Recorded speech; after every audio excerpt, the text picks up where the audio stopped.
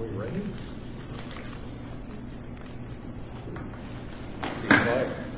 Okay.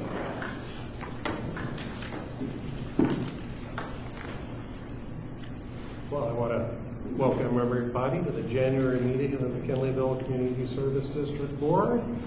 This is the most people we've had in here in years. It's like there's no, I don't know, we don't have any raging controversies, but we have people in the seats. It's a good thing.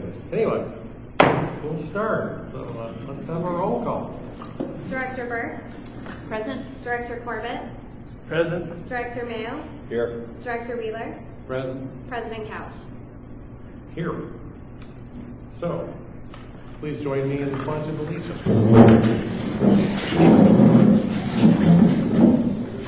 I pledge allegiance to the flag of the United States of America and to the republic for which it stands, one nation, under God, indivisible, with liberty and justice for all.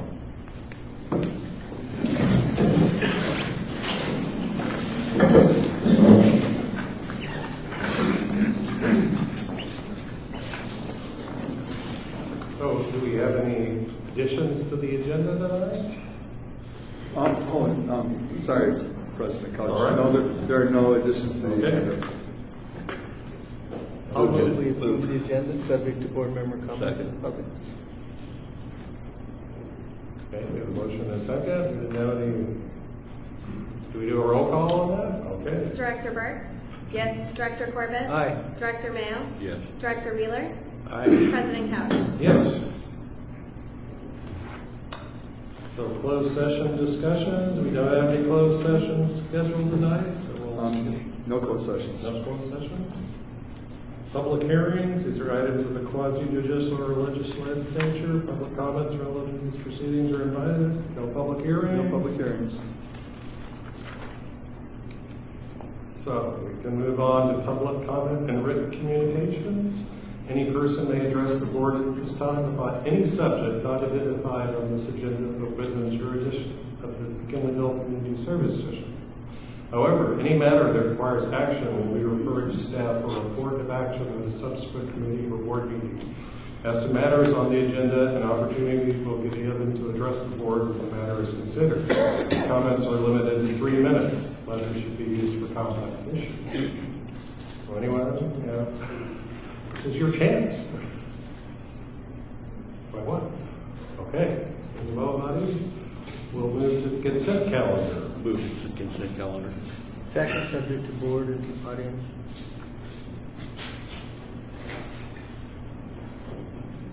Anyone in the audience want to comment on the consent calendar? No board comments? Okay. Director Burke. Aye. Director Corbett. Aye. Director Mayo. Yes. Director Wheeler. Yes. President Couch. Yes. All right. We have continued and new business. E1, presentation of the Community Builder Award to the Sheriff's Citizens on Patrol, SCOP. Is that you, Emily? The Community Builder Award is an award the district presents to local individuals, businesses, and organizations for their volunteer service, sponsorship, promotion of programs and events, outstanding service in the interest of the district, and for other contributions significant to McKinleyville's quality of life. District staff has identified Sheriff Citizens on Patrol, SCOPE, as a worthy organization to receive the award. SCOPE is a volunteer program assisting the Humboldt County Sheriff's Office law enforcement efforts and has served the McKinleyville community since 1996. Currently, SCOPE is operating with 6 active patrol volunteers and 2 semi-retired. The volunteers of SCOPE patrol McKinleyville neighborhoods to be a law enforcement presence and to report suspicious activities. SCOPE volunteers may also patrol identified problem areas, conduct traffic control at incidents, perform vacation checks, and at their discretion assist during other activities. Some of the other activities SCOPE participates in include Pony Express Days Parade, the McKinleyville High School Homecoming Parade, traffic control for middle school dances, and the Easter egg hunt, as well as Halloween trick-or-treating. So staff recommends that the board listen to staff's presentation, air questions, take public comment, and present the Community Builder Award to Sheriff Citizens on Patrol. Thank you. Do you have any comments from the board?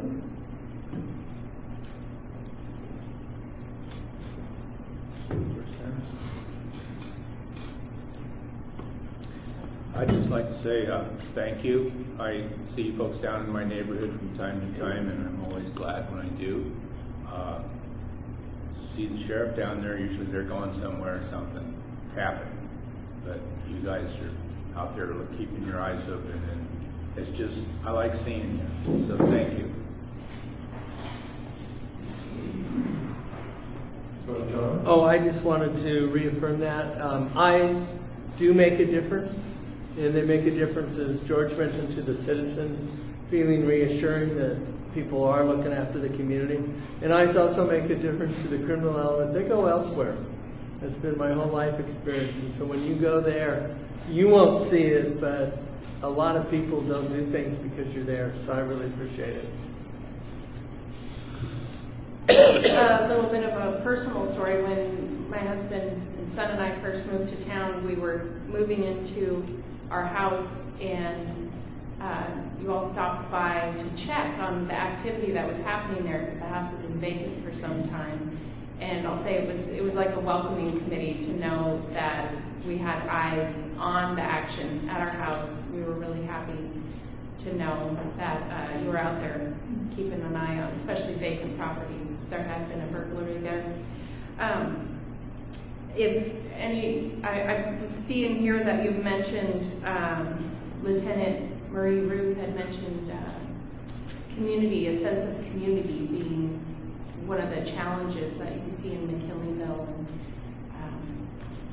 I'd be interested in hearing more in your experiences if you wanted to build on that. But we're always open as well to ideas you have on ways that we can build a more sense of community here in McKinleyville. So thank you for being here. Thank you for your service. Well, I want to thank you for your service too. And I saw here, one of the things we didn't list on here, we have our hazardous waste days over at the park here. You guys usually do traffic control and help us out with that. So thank you for that, and thank you for everything you do. And I'll open you up from the public would like to come up and say anything or not.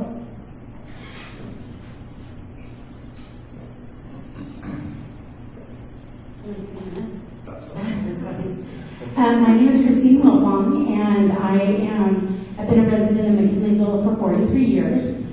I originally was one of the scope, I was the youngest scope patrol back in 2003, I guess. I patrolled with John Mixer, who's still doing it, and Perez. So I love to see the fact that they are still participating. I'm introducing myself. I'm going to be the new team coordinator for the neighborhood watch throughout all of McKinleyville. So I look forward to working closely with you guys. And I'm also going to be the business watch. I'm the vice president for the chamber here in McKinleyville. And so we're starting a business watch. And so I'm looking forward to going around to the different businesses and finding out what the needs of those businesses are as far as crime and just some of their concerns overall. So I just wanted to come and thank them for their hard work and introduce myself and to them, and I look forward to working with everybody in the future. So thank you. Thank you. Thank you.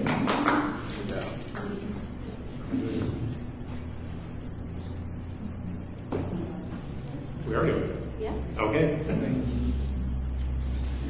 Shall we do that then? Are we all going to get in this? Big group over here, picture time.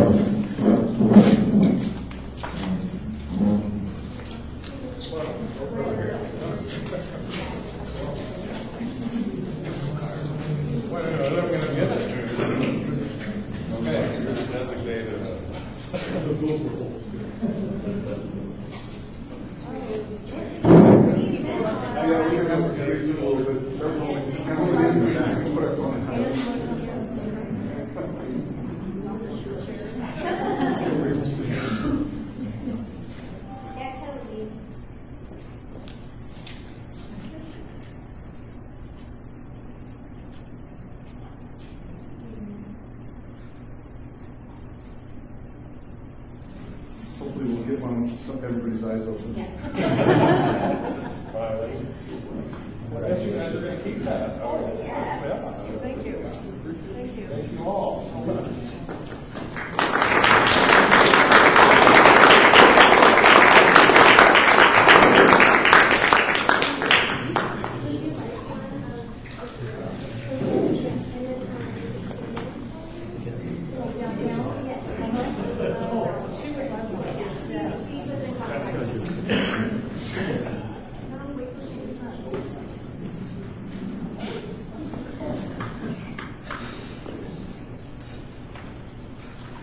Go ahead.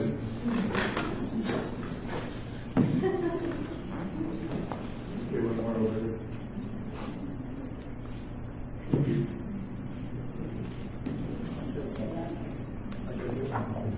You want me to take one with your phone? So you can be on it?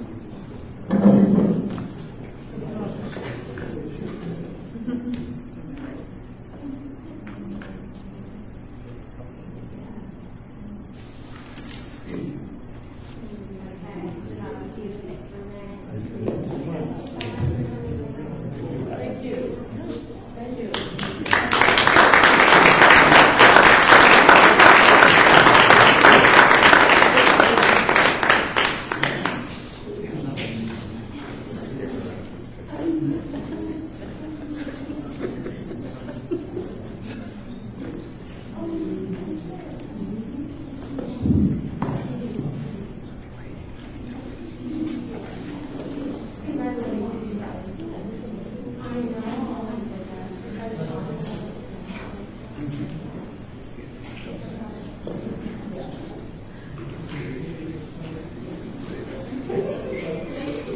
Thank you.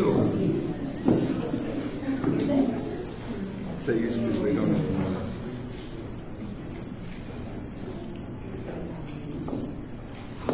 All right, well, we'll move on to item E2, which is the presentation of the McKinleyville Community Service District Employee of the Year Award to Jennifer Olson, and that is going to be done by Colleen Trask. Thank you. Thank you. So each year, the McKinleyville Community Services District employees vote for Employee of the Year. This award and recognition was started by Norman Choke in 2009 and has been continued due to overwhelming staff support. The Employee of the Year is chosen through a secret ballot by their peers and judged on merit of the employee's contributions to MCSD. The Employee of the Year must be a person who has brought about significant positive change, one who eliminates obstacles in achieving district goals and objectives, is resourceful, contributes constructively, innovates, exceeds expectations, inspires others, and proactively identifies and resolves challenges. So you can see this is not an easy, we don't set the bar low here. Sharon Dennison was the first Employee of the Year. Tony Rutten, James Henry, Leslie Grisby, Except for James. Right, that's gonna get Bill McBroom, David Baldasser, Diane Sloan, and Chris Jones. For 2017, the Employee of the Year honor was awarded to Jennifer Olson, who truly exemplifies the qualifications required. She has found numerous ways to improve the processes of accounts payable, utility billing, and customer collections. She's resourceful and proactive, and she inspires her coworkers to do the same. Her efforts are highly valued by the Support Services Department, by her supervisor, by me, by management, and she will hold this distinction for the 2018 calendar year, and will be able to hand off the Employee of the Year trophy to a new person at the end of the year. And she gets the Employee of the Year parking space too. Spaces. She can't seem to park into one spot, but we're working on that. It's a hard spot. Jennifer, should I? Wide. Anyway, yes. So, Jennifer, if you'd like to come up, please.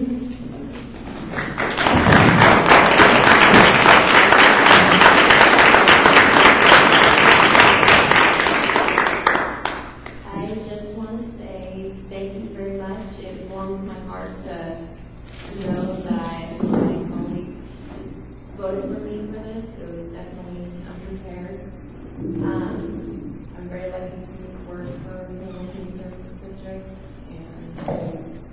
and I'm very grateful to continue.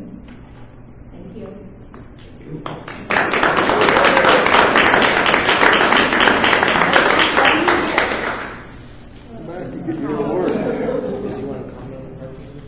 I want to comment on the parking real quick, I'm sorry. But I have a GMC Denali, nice size rig, and parking in one spot is very difficult, especially when it's 10 inches from my door. The cones help. The cones did help. Sounds a little bit like a fish story. All right.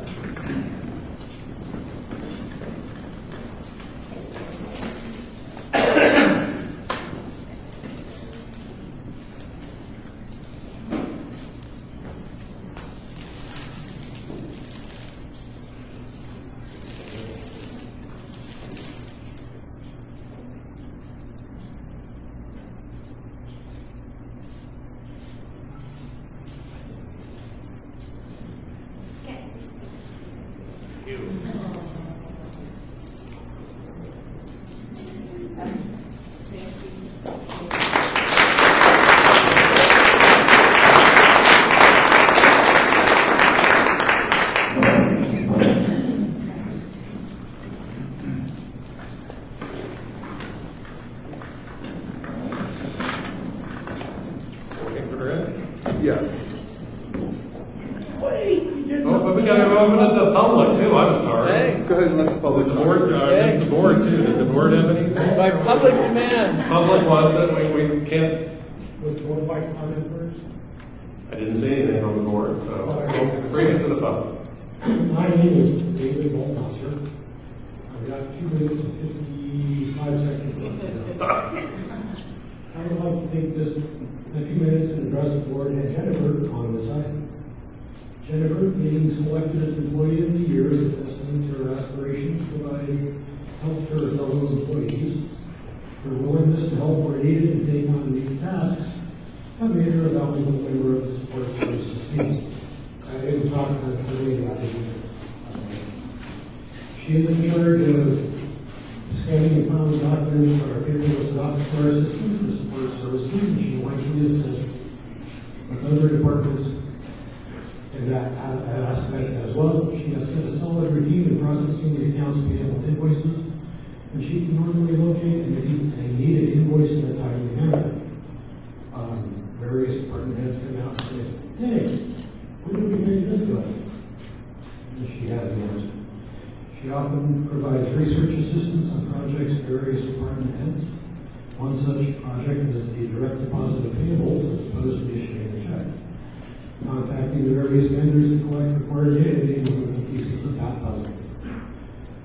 Jennifer overall is a deserving recipient of the Employee of the Year, and we're very fortunate to have her as a member of the support services team. Thank you, Jennifer.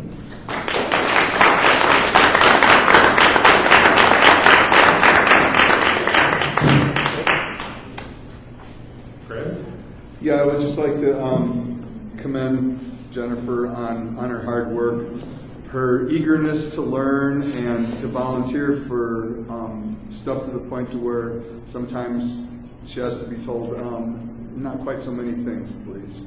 So that's just how eager Jennifer is to do her job and to fulfill the need for people at McKinleyville Community Services District. I remember when Jennifer got hired and she started working, and she's worked her way into being a very necessary part of the support services staff. Her and I work together quite a bit. As David said, if there's stuff that we need that's related to a vendor or an invoice that's been processed, Jennifer's ability to be able to find things in our document library is phenomenal. And actually today, she helped me figure out how much we spent on a consultant that we're considering rehiring, and it was a matter of minutes, and I had the answer I needed from her. So just thank you very much. Thank you very much, Jennifer. you. Go ahead. We'll start it. Go ahead. Oh, okay. Leslie. I'm gonna embarrass Jennifer right now. I just want to tell Jennifer how proud I am of her and how awesome it has been to watch you grow. When Jennifer came to us, she was working part-time in the Parks and Rec office as a CalWorks employee. And then there was an opening, she applied, she got hired. She since took it upon herself to commission, took bookkeeping classes, and then took over accounts payable. And it just has been really awesome. And she has saved my butt a number of times. And I really, really, really, really appreciate her at MCSD. Thank you, Jennifer.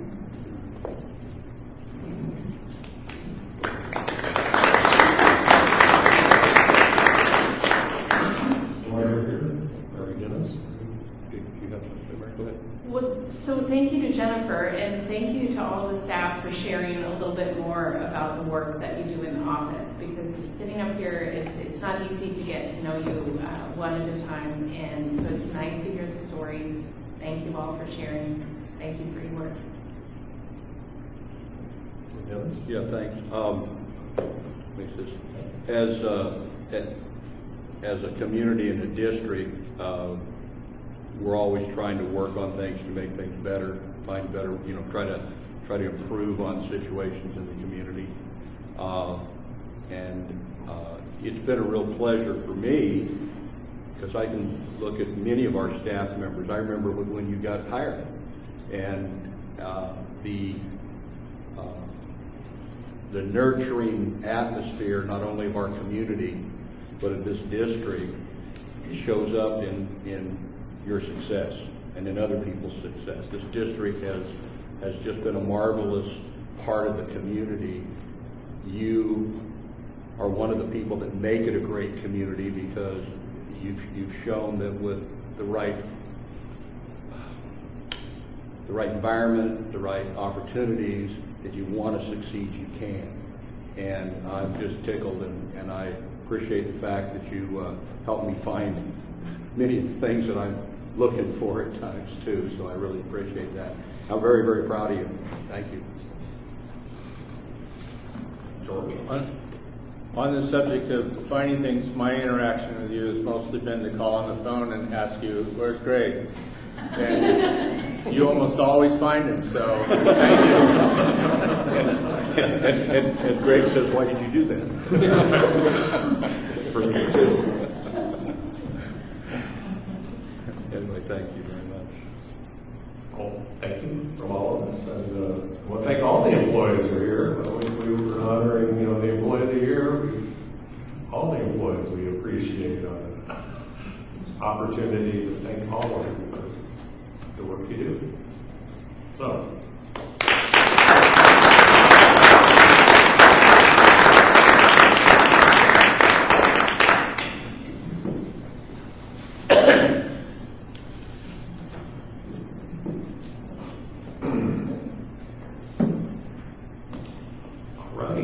Item E3 is approved the fiscal year 2016-17 audited financial statements. This is going to be presented by Colleen Travis.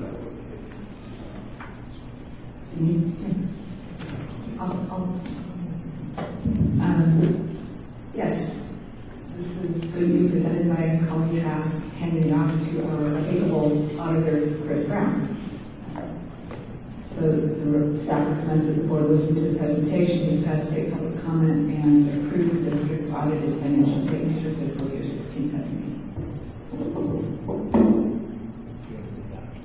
No, you can stand up. All right. Well, thank you very much. There again, my name is Chris Brown. I'm with T. Brown, LLP, first year of the audit, and I'd like to take a little time and basically go over the process, the opinion, and go over just a few of the highlights of the results of operations. So, I'm going to kind of blank. What do I need to do? Okay, I'm going to be referring to the slides that we have up there. You probably have some in your handout there, the agenda. When you go through the process and who's involved, Introduction, background, audit team. I want you to know who is involved in this. You, the board, are my boss, not management. I need to report to you, and I want you to know who's been involved in this engagement. Myself, I'm the engagement partner. Mr. Charles Fedak, he's the technical reviewer. He's got over 40 years of experience with Big Four firms and such.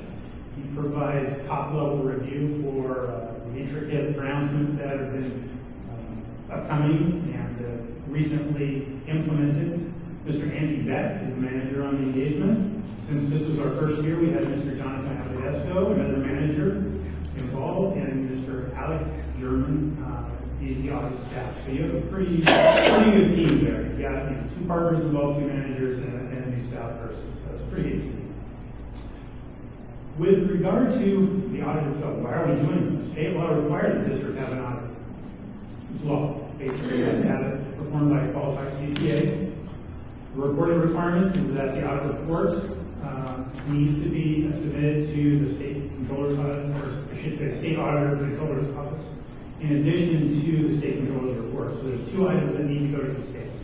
They basically keep track of operations in various districts throughout the state through that file. What is the financial statement audit itself? What are we really doing? The annual audit of the district's financial statements is to determine whether the financial statements are free of material misstatement and that they are prepared in accordance with generally accepted accounting principles. That's what we're doing. We're making sure that management's putting these financials together, making sure that the transactions are recorded in accordance with generally accepted accounting principles. That's kind of the law we need to follow. And that when the financial statements are prepared, they're free of material misstatement, either due to error or fraud. That's what we're doing. As far as conducting the audit itself, how is it governed? Why do we do the things that we do? Basically, what are the rules? It's the statements of auditing standards that really dictate how we are to conduct the audit, the items that we're supposed to take into account when it comes to the numbers, taking a look at the risks involved, potential for fraud, and such. There are additional rules, I should say, federal and state requirements. And for you guys this year, this wasn't the case, but federal and state requirements for like single audits. If you received a lot of federal monies during the year, you would be subject to the Single Audit Act, which is a federal requirement. I mentioned GAAP, generally accepted accounting principles. It's essentially established by GASB, the Governmental Accounting Standards Board. They are the standard-setting body that we must abide by. The audit itself, I won't go into too much detail here, but it's broken up into 2 periods typically. The interim period and the final period, the final field work. The interim period is we come in prior to your year end and we look at your internal controls, how you're doing things. Do you have controls in place to effectively mitigate the risk of error or fraud? Gain an understanding of the district's control framework, design the audit programs and such. We also test controls by testing certain transactions in accounting cycles. An example would be your purchasing and disbursements. We want to make sure that purchases are properly authorized throughout the whole process, all the way through disbursement, that when you're actually cutting the check and sending it out, that has been properly authorized. There's a couple issues going on there, potential fraud and error. Okay? That's just one of the many types of cycles we're looking at. We're looking at payroll, your revenue, your bank statements as well. Once that whole list of items is gone through, we basically need an audit team and design the audit programs. The audit program is basically a multi-step list of the things we're going to look at, how we're going to look at, and to the degree that we're going to look at those particular items. That comes into play at final field work. We're using the audit programs and agreeing the balances, your final balances and your trial balance to the supporting documentation. Easy one is your cash. Or is your cash tying out to your bank statements and such. Are your receivables proper? One area that we spend a lot of time in is you guys are in effect a construction company too. I mean, you've got the governmental activities, park, rec, such, and you've got water, wastewater, mobility infrastructure. So there's a lot of money going through that whole process. We spent a lot of time looking at the construction. We're taking a look at the way invoices are processed and whether they're being properly reported and properly appreciated. In addition to that, we're performing analysis of key relationships. It's double entry bookkeeping. What happens on your assets or liabilities? There's an offsetting effect in your revenues and expenses. We're looking for those relationships and such. If you come across anything that's unusual, of course, we'll bring it to management's attention immediately and determine why it happened and such. Happy to say that we did not come across anything that was required a lot of additional explanation. As far as the reports that come out of this whole process, there's the annual financial report, which contains the auditor's opinion, and then there's the management report. And I've already mentioned to you, you're my boss, okay? I answer to you. And there are a couple of statement of auditing standards that require that the auditor communicate to you those charged with governance. Basically, the status of the engagement. If we come across anything that we believe requires your attention, deviations, things like that. Discrepancies. Next slide. Essentially, happy to say we do not identify any material weaknesses within the district's internal structure itself. So, congratulations. Basically, we came in and we looked at your controls. We did not see anything that did not have the mitigating control in place to offset the risks. In addition to listing any items that are considered to be deficiencies or material weaknesses, there's a whole section of that report that deals with the following items. Our responsibility as auditors, scope of the audit, qualitative aspects, accounting practices. What that really means is, are you applying the accounting practices per GASB correctly? Okay. One that just was implemented a couple of years ago was GASB 68, had to do with pension. Were you doing it properly? That's something that we're taking a look at. Management's judgments and accounting estimates. We're looking at how are you doing your estimates for, an example would be depreciation. Are you using proper lives? Corrected and uncorrected statements. Management will also include any journal entries that were made to the trial balance provided to us. A lot of times there are going to be journal entries that are made by management after it's given to us. So a lot of times there are going to be journal entries that you'll see and go, what's this about? Well, it's basically management dealing with things as we're coming to a close at the end. I would, of course, bring it to your attention if there was a material correction that we felt was material mistake or a deficiency. Management's consultation with other accountants. There again, I want you to be aware if management is kind of seeking other advice or for a potentially problematic situation, we weren't representing. Difficulties encountered performing the audit and disagreements with management, everything went very smoothly. This was a first-year engagement. First-year engagement is basically we're learning about you, you're learning about us. There's changes in the reporting, different ways of looking at things, and all things being said, I think it went very well. And I expect greater efficiencies in the next year. I would imagine we'll be able to report out sooner than the January time, unless that's what you wish to receive. Okay, back to the reports that I mentioned. I mentioned the management report. The auditor's opinion is in the actual financial statement. And I'm happy to say it's an unmodified opinion, which means we did not have to change it for any situation that we came across that would call for that. A little verbatim here is, in our opinion, the financial statements referred to above present fairly in all material respects the financial position of the Lakeville Community Service District as of June 30th, 2017. So congratulations on that. Okay, I'm not going to go through a lot of the numbers here because I know that the Finance Committee, Audit Committee had a long conversation with Mr. Andy Beck. But I basically just wanted to put some of the numbers up here and just kind of go over some of the highlights. This table is a little bit different than what you're used to seeing. This is kind of an atypical table that you will see in a community services district throughout the state. And it shows exactly what I'm missing.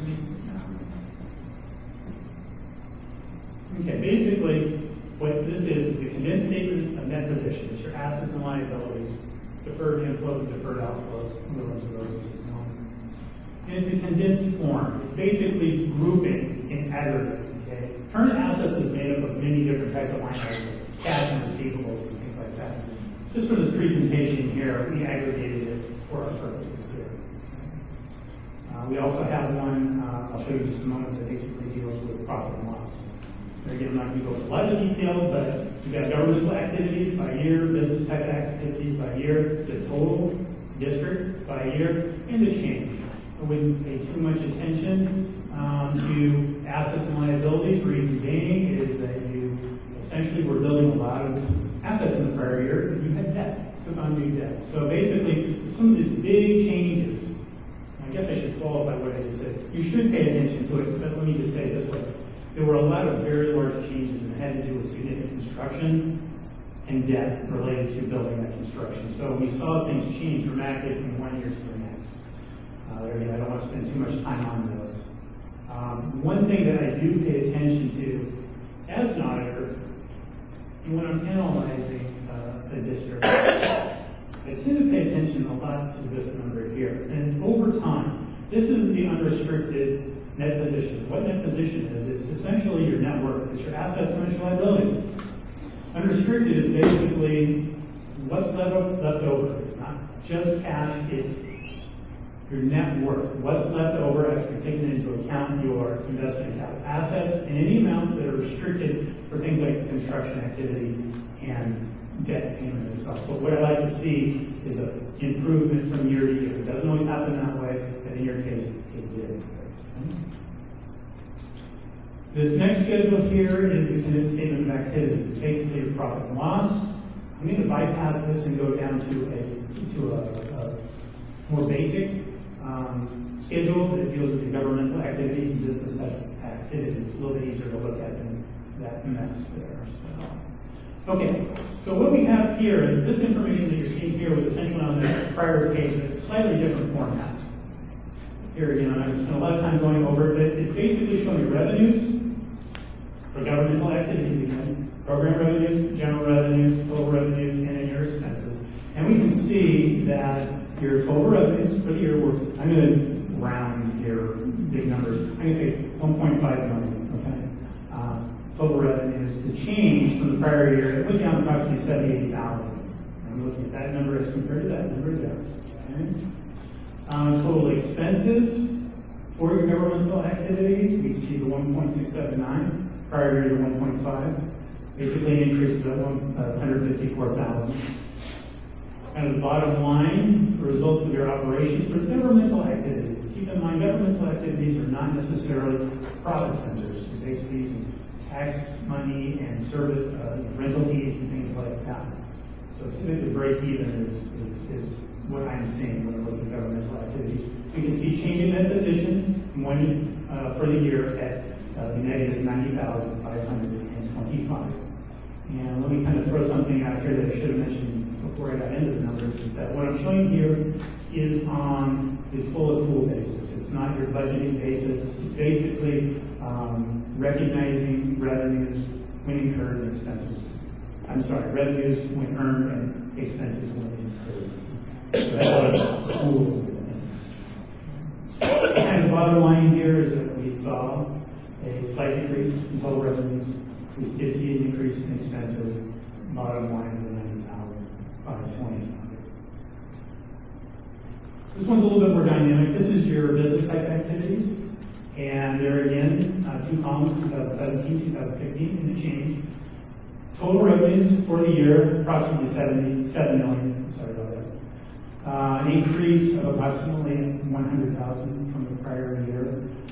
The notable items that we're seeing here are, of course, the charges for services. We saw an increase of 866,000. This will be a function of service charges, rates, and consumption, commodity consumption and such. Offsetting that, the big item here is a reduction in capital grants and contributions. And you saw a decrease of approximately 719,000. Expenses, we saw increases of approximately 214,000 from year to year. Okay. Change in net position. What this number here represents is basically the revenues minus your expenses, and you saw positive results of, sorry, I just went a little bit, 2,462,552. So you saw positive results for your business type activities at the end of the year. And for a bottom line net position, or again, net position being essentially your net worth of $26,287,514. I have some other slides. Unless you have questions, I'm going to pass on those. I'll just kind of give you my synopsis. See if you have any questions. There again, it was the first year. We were learning all about you. You're learning about us. There's some changes to the report itself as far as the structure. I think the audit went very well. Again, looking for efficiencies. Did not see material misstatements. We mentioned any items, best practices to management, and of course it's up to them as far as implementation. They are not items that need to come to your attention, but basically just day-to-day activity, ways of doing things, ways other districts are doing things and such. Andy Beck, who was the manager on the engagement, I had a conversation with him yesterday. I told him that I was coming up here, and again, he wanted to express his thanks to everybody that was involved. He did a really good job. Pulled all the information together. It was very clear, and everybody was very responsive and helpful. So, that's pretty much it. Do you have any questions? Kind of threw a lot of stuff in there. Well, bring it to the board for first questions. Oh, I just had one question. Did we have a large number of prior period adjustments? If so, how were they documented? Were there significant numbers of them and dollars? Because that's always a sign of how tight the system There is. were no prior period adjustments. Right, yeah, great. The adjustments were essentially made by management. I think there were a few minor ones. The calling committee We have had prior period adjustments in the past. The biggest one was when we started recognizing the district share of WINDY funds, but we haven't had any major prior period adjustments.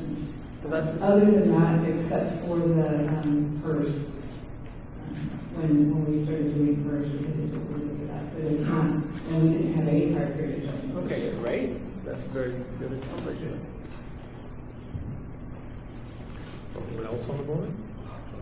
Just, will you describe what a prior period adjustment is? What it would indicate? So, for instance, the Quimby, I'll use the Quimby funds as an example. When the district has always had some level of control over a certain percentage of the Quimby funds that are held at the county. They hold them in trust accounts for us, and we all we have to do is ask for them. If they meet the legal parameters, they give us the money. But that wasn't being tracked anywhere in our accounting system. And it was confusing because I was having people say, oh yeah, we can use Quimby funds for that. How much do we have? Oh, I don't know, they don't at the county. That didn't help. So I wanted to post those. But because they had, those funds had originated and been earned in prior fiscal periods that were now closed, I had to do something called a prior period adjustment. And there's a special account in the general ledger for me to do that. And so that was a fairly significant adjustment. We documented it and then did it. That was several years ago now. Thank you. Can I just add just a little bit? Just please. Prior period adjustment kind of it's the correction of your financial statements for either an error or a new pronouncement. So, I'll give you an example. On GASB 68, when that pension basically was put on the books, there was no precedent. There was no error looking back prior years. There was a prior period adjustment to basically put that liability on your books. That's one example. And, that's probably mentioned anytime you come across a situation where you need to basically adjust the books for something that you weren't necessarily aware of in the past, or there was an error. So that's kind of it. Thank you. Well, I don't know when you want the audit committee's report, after board comment, or before. That's the question. Did you have a question? Yes, sir. No, I was just going to move to accept the audit report subject to public comment, that I thought. Let's look at our Okay. committee report first. First of all, you have an audit committee. It's a totally non-delegatable board duty. You can't rely on staff. You have to get it. I thought that was well presented. Actually, I thought you gave an excellent presentation of the audit. I haven't seen a lot of them. I thought it was one of the better ones. Our job is to go through, try and figure out the numbers and problems. The first thing I can tell you, it's a very smooth audit.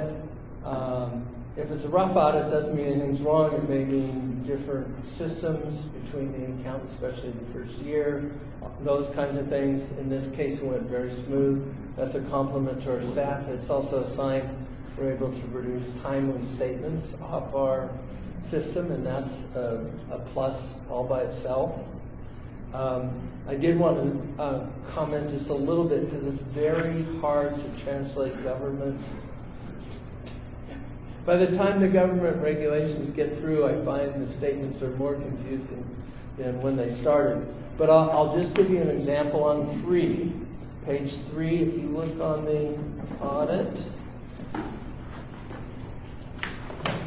And we spent quite a bit of time in the audit committee on page 3. And essentially, it has revenues increased by 0.26%, and it has the costs went up by 6.25%. If this was a private entity, the board chair, the manager, and the accountant would be invited into the bank to discuss this situation. Because whenever you have rising costs going far out of whack of revenue. However, it's different because they count as costs things we spend, because there have been problems with some governmental entities, and so if you don't report it, they want everything reported. It gets put in these numbers, so they're really not how you would normally treat these numbers. It's the best way to put it. So someone should say, you guys are going to be broke in 3 years. No, those numbers don't reflect, those costs reflect our capital, just so that that's accounted for, and that would changes everything. I did want to mention a little bit on page 4. I thought that was the most instructive page, at least for me, to get out of it and understand it. But the first one is you want to look at current assets versus current liabilities, and you'll see we're very strong. So current assets is something that's convertible to cash within 12 months. Current liabilities is a debt that will occur in 12 months. And you can see 2017 for governmental activities, current liabilities were $373,000. Can we afford that? We certainly can, because we've got $764,000 in current assets to pay for it, almost 2-to-1 favorable. That's a very strong position. Similarly, if you look under the totals for the district, you'll see we have only $2,905,000 worth of current liabilities. We have $10.99 million in current assets to pay for it. That's, again, a very strong position. And lastly, and I thought it was well done by the auditor, if you look at the total district 2017 from 2016, you'll see a substantial increase in net assets. That's very healthy. That's as close as you'll get to a bottom line in government work. And so I just want to say that I think we got a very strong audit financially, procedurally, timeliness, and from the auditor. So I was pretty pleased. That was a good explanation. That's why we keep him around. One of the reasons. So anyway, the audit committee strongly supports adopting the audit, and felt we did not have concerns.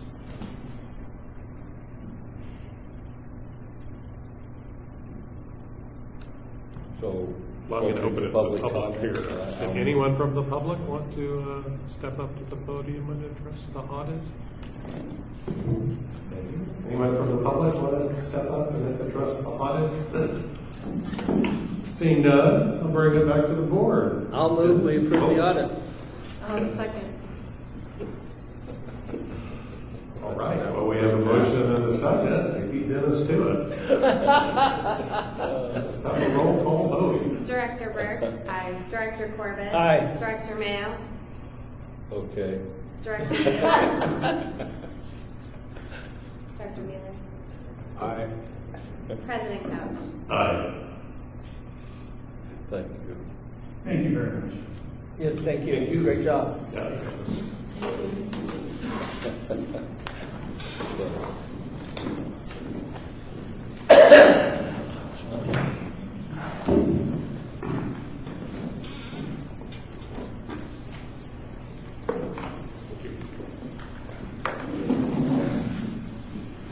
All right, item E4, approve proposed Mad River estuary adventure on the Mad River Bluff adjacent to Fisher Branch.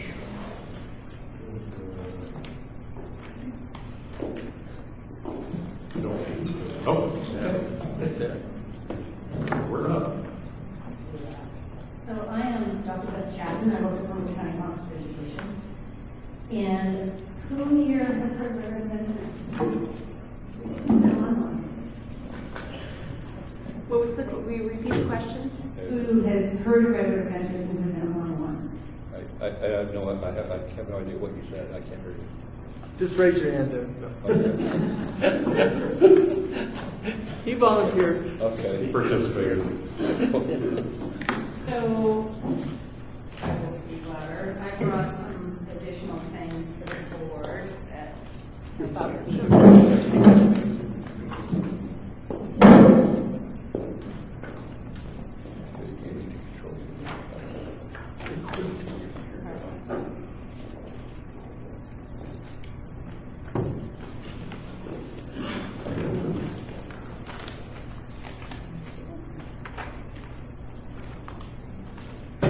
So this project started a number of years ago, and this is a small child, Silas, who was doing an adventure in Arcata Community Forest. So what I'll go over is what is the River Adventures Quest program, where are the River Adventures, what do we know about the questers and what they're saying about their experiences, and why do we want to do one here in Kinleyville, and then what are the next steps that we're going to take on. So a quest is a treasure hunt, basically. It's a scavenger hunt on a trail. There are movement clues and learning clues, and it's designed to get the person from point A to point B without getting lost, which is why a map is really important.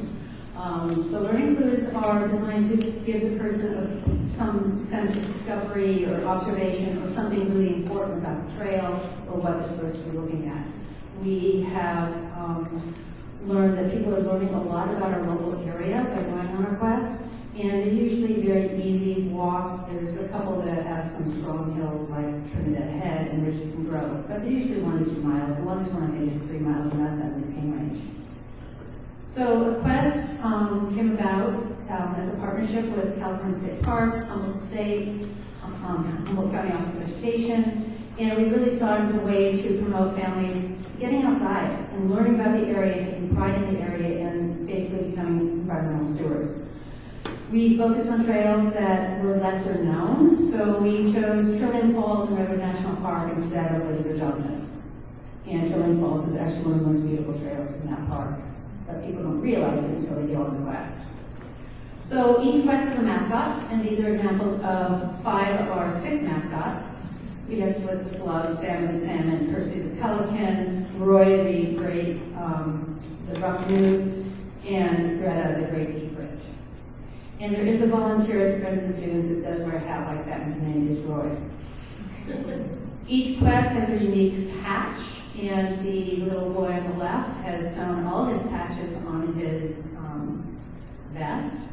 And then we have 2 examples of people who have sewn patches on their backpacks. And the orange pack on the guy, that's actually his kid's pack, and the child got tired of carrying it, so we're at the fair, and Dad is carrying a pack.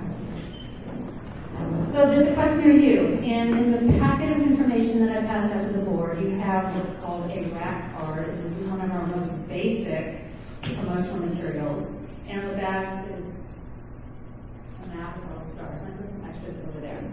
So the first 7 quests were Jed Smith, Prairie Creek River National Park, Patrick's Point, Fort Humboldt, Rockefeller Grove, and Richardson Grove. The thing they have in common is that Humboldt State Environmental Education practicum students helped create all of those, and Humboldt County Office of Education footed the bill for all of those. The next group of quests, the Arcadia Community Forest, Marsh, Headwaters Forest, Humboldt Bay National Wildlife Refuge, Trinidad Head, Grizzly Creek, Redwoods, Cheatham Grove, and the Humboldt Coastal Nature Center, or Friends of the Dunes. Those were all paid for by a grant we received from the United States Forest Service, a Children Forest grant. And so that allowed us to rebrand some of the quests, create 3 new ones, and then create 3 fish leg, tish tang, and great falls on 6 Rivers National Forest Land. And so those have been really wonderful additions. And so in the packet of quests that I gave the board, you have the Arcadia Community Forest quest in there. The next batch, or the next quest, was also done on Sequoia Park. We footed the bill on that one at the county office because we really wanted to have a strong relationship with Sequoia Park and Sequoia Zoo. Humboldt County Office of Education sponsored the learning lab at the zoo when they were doing the new exhibit. And then the Shelter Cove Property Owners Association sponsored the Shelter Cove Nature Trail, King Range, Hidden Valley, and Black Sands Beach. So I worked closely with Bureau of Land Management on that one. And then Redwood Community Action Agency approached me about doing a quest through the Explore the Coast grant that they had. So we opened up a quest on the Pictionary Trail, and that is one of our most recent ones. And then through a Save the Redwoods League Forest Immersion grant that I received last year, we did a Grizzly Creek Redwood Hikers Trail quest using Cuddy Back School Summer Learning Program students to help develop the quest. So on some of these we had students helping, and some of them we had elementary students helping. You know, so it's Humboldt State students, Eureka High students, or some of our local elementary school. But the Grizzly Creek quest just opened a few weeks ago, and I gave you a copy of that one. So with the brochure, you can see the differences in the quests from the artwork, the images, the mascots, etc. So what do we know about the adventures? Well, we know a fair amount because each place that has a quest gets a logbook.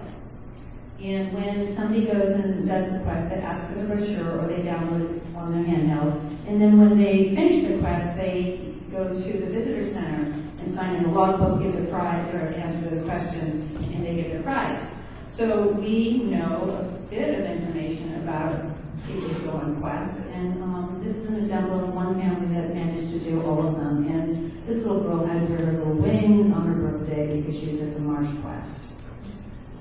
So adventurers must register. If they don't register at the visitor center, they can register their quest clue online, which is really great because parents give you some wonderful comments. And it also provides really solid data where we don't have to tally the logbook pages, which can be pretty tedious. So we've had over 7,000 people sign in the logbooks or register online. We know that 52% of them are girls. Most of them are between ages 6 and 12. They come from over 37 states and 5 countries. Most of them were from California, Northern California specifically. The next number of high number of tourists were Oregon and Washington. And then we find that local families are taking their out-of-town. And now we have people who are coming here just to do this, and they're trying to do as many of them as they can. So these are some of the parent comments that I've collected. One father said that they did a 3-month trip across the country from New Hampshire, and this was the best thing that they did in their 3-month trip.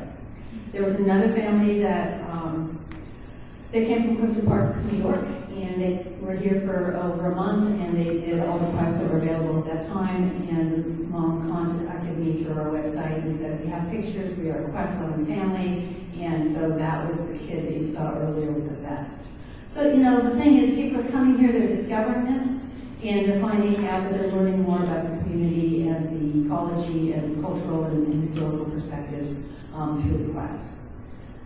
Some families are doing them all. And this is Silas, who you saw in the first picture, and he's measuring his wingspan at the Arcata Marsh. He was on Trinidad Head, he's done Headwaters, he's really done all of them, and his parents make it a point to get him out there. So this is the family from Clifton Park, New York. They turned it into their summer reading contest, and they did a quest of their own. They tried to create a quest of their own and submitted it to Fortuna Parks and Rec with the hopes that they would pick it up. And that has not happened yet, but we're working on it. So they sewed the patches on their clothes themselves, and they were just so adorable. So we've been using them in our promotional materials. So these are some of the promotional efforts that we use. I can go to special events. We have a quest that we did just for the Crabs game that we did at the ballpark, and so kids get to do that. They have to pay to get into the game, of course, but we have a pin that we give, and then we did a quest at the fair for a couple of years, and then I do things like Humboldt Steelhead Days, Family Expo, and promote our programs, and I'm also at the Mercator Marsh for Take a Child Outside Day. So one of the things we're looking at is a Mad River Estuary adventure. This is a really interesting opportunity because we have money to spend now, and the trail won't be finally finished until, I believe, later this year or early next year. So the funding is coming through the Redwood Community Action Agency. Caltrap is looking actively on restoration efforts, and the funding is through the California Coastal Conservancy.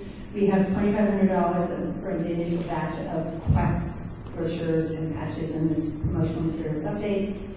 And we have to spend out the money by January 31st, which means moving forward to get the materials going. And we've never done that before, but it actually offers us some really interesting opportunities. So we're creating the materials right now, and one of the things that I gave you, one of the handouts, is the brochure, the most recent draft of the quest content that Denise Moon and I worked on. I didn't have this when I put together the PowerPoint last week. So the other thing that I gave you is the actual draft of the quest patch, which who can tell what that is? Besides Mary. It's behind your brochure. It's a beaver, because there are beavers along the Mad River. So here we have the actual trail, for those of you that haven't seen it. We have the trailhead. We have the trailhead along School Road, and the trail will take the visitor, the quester, down along the bluff and to the river and back. And so this is one of the only ones that will be ADA accessible, which is really wonderful. And it's a trail that most people are going to find great having us using. We're really excited about it. This is the draft of the brochure that I had at the time, but again, the one that the board has is the most current. We had to really work on the poetry. We find that it's hard for people to create rhyming stanzas. So Denise and I worked on this last week. So we have images that we'll put in there where we have to develop the front cover, and the mascot is going to be salmon, as far as I can tell. And so far the salmon have only been used on the Six Rivers National Forest quest because the salmon in the river's down there. And then here's the Mad River Estuary, so all of you can see what the patch will look like. But again, this is a draft. It hasn't been finalized, but this is what we're hoping to use. And the verbiage on the, where it says Mad River Estuary, we can adjust that. But this is what our graphic designer at my office put together for us to look at. So the next steps, we need to print the brochures, we need to order patches, we need to complete the trail restoration project, which is up to others. We need to update our promotional materials, we need to open the quest, and we need to determine future funding of materials. And basically, the future funding, we have the grant to help fund the initial output. We are able to get some funds donated. I have Remington Capital Bank donated money for some materials for the Sequoia Park and Arcata Marsh quest a couple years ago. We've gotten grants through different organizations. And really, the funding is determined by how popular is this thing.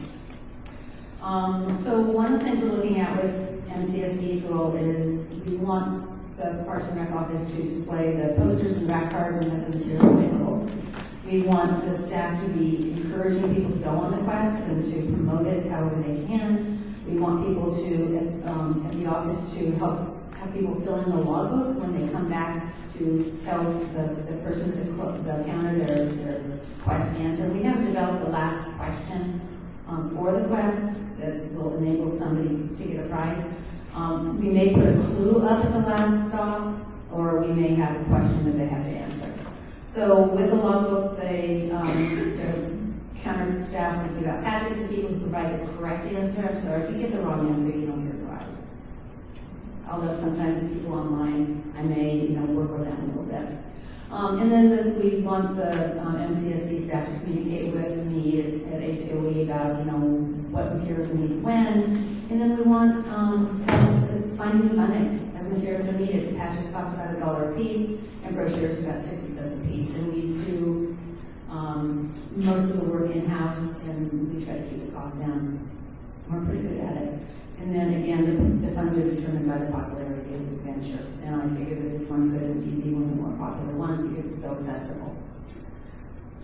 And then this is a picture of two sisters on one of the quests at Coastal Nature Center. They absolutely love the quest, and they made it a point to take a picture and send it to me. So that's my presentation on that. Questions? Thank you for your presentation. And I think it's exciting when opportunities start to build on each other. And I just wanted to make sure that a few things are clear in that this effort with the quest is separate from the trail and the restoration project, just so the audience as well as the board understands this is not a financial responsibility of CalTrout. It happens to be an opportunity that's come to us through the Redwood Community Action Agency. So in my job with CalTrout, I am not related to this project. It just happened to come out of a partnership. So I really appreciate the partnership opportunity. And then I also wanted to state that the draft map that was shown has not yet come to the board, so I wanted to be clear that the board, knows that that project and that map will be coming here to the board for formal review. But that was provided as a for the quest to be able to develop their own map. So just wanted to make sure the board understood that piece of it. John. Well, yes, for great work. We appreciate this. Fun one to review. I want to thank you for everything you've done on it. It may be too small, or it may be too young of age and too small a project, but there's also the vernal pool by the Dallas Prairie Elementary School. And for young, K1 through 6, that might be a good program. And I know they've done quite a bit of work on it, and it might be able to be a touch-up. Getting down to ours, I'm very, very enthusiastic, and like I said, I appreciate you coming forward. Thank you. And I think that the vernal pool environmental education opportunities would tie in nicely with the next item on the agenda.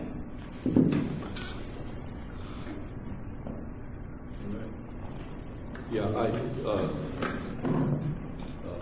really nice to see that we're going to have our own little brochure soon. And I really like, unrelated to this, Director Burke's efforts with our district in a very, we hope, successful program that this will also be. But I do have a concern. And I don't know how wedded you all are to this, but I don't think the beaver is actually the right animal for this. I think that the otter would be much better. Beaver, even in medium, well, I'm serious. Yeah. Because we've had lots of trouble in the region with beaver. The beaver is not a predominant or even moderate species on the Mad River. But, so I'm concerned about the efficacy, if you will, the desired results of what we're looking for, and how the beaver actually, its component in all of the ecosystem. And I think that it's gives a wrong impression in having it be the focus. Now, I'm just throwing that out, y'all. What they say on Saturday Night Live, here's a discussion, talk amongst yourself. I don't mean for us to go over this tonight. I just like maybe to have a little, okay, I'm not sure that it's the right critter. Dennis, the otter has already been spoken for. Okay. And the mascot, So we so can that's share all I- mascots, and the mascots are determined by are they coastal, are they river, are they forest. So Slip the Slug is for all the forest ones. But each patch has to be different. No, and I'm fine. Otter is at the Arcata Community, at Arcata Marsh. I'm sure that Director Burke will make sure that their position in the ecosystem will be defined correctly. And I respectfully defer to MCSD staff and perhaps in providing input on this. So not to be throw cold water on it at all. It was just it's something that was. I like the way this is going. I support it 100%. If the beavers are the patch, I'll take one. So again, it's still open for discussion. We just have to decide on something very quickly because I need to get these ordered and the money encumbered pretty quickly for the grant. We have a salmon at Jet Smith. We have. How about a harvest leader? That was discussed because we see seals at the mouth of the river. So there's a number of things. We have the Canadian goose, or a goose for the National Wildlife Refuge. We have a woodpecker for Hidden Valley and Kings Range. And so we have a variety of things. So, we have some scenery. We have an endangered flower for the marsh, or for the Friends of the Dunes, and we have a scene for Black Sands Beach one. So we can pick flowers, we can pick animals. For Tish Tang, we have a basket. So there's options. We just have to decide.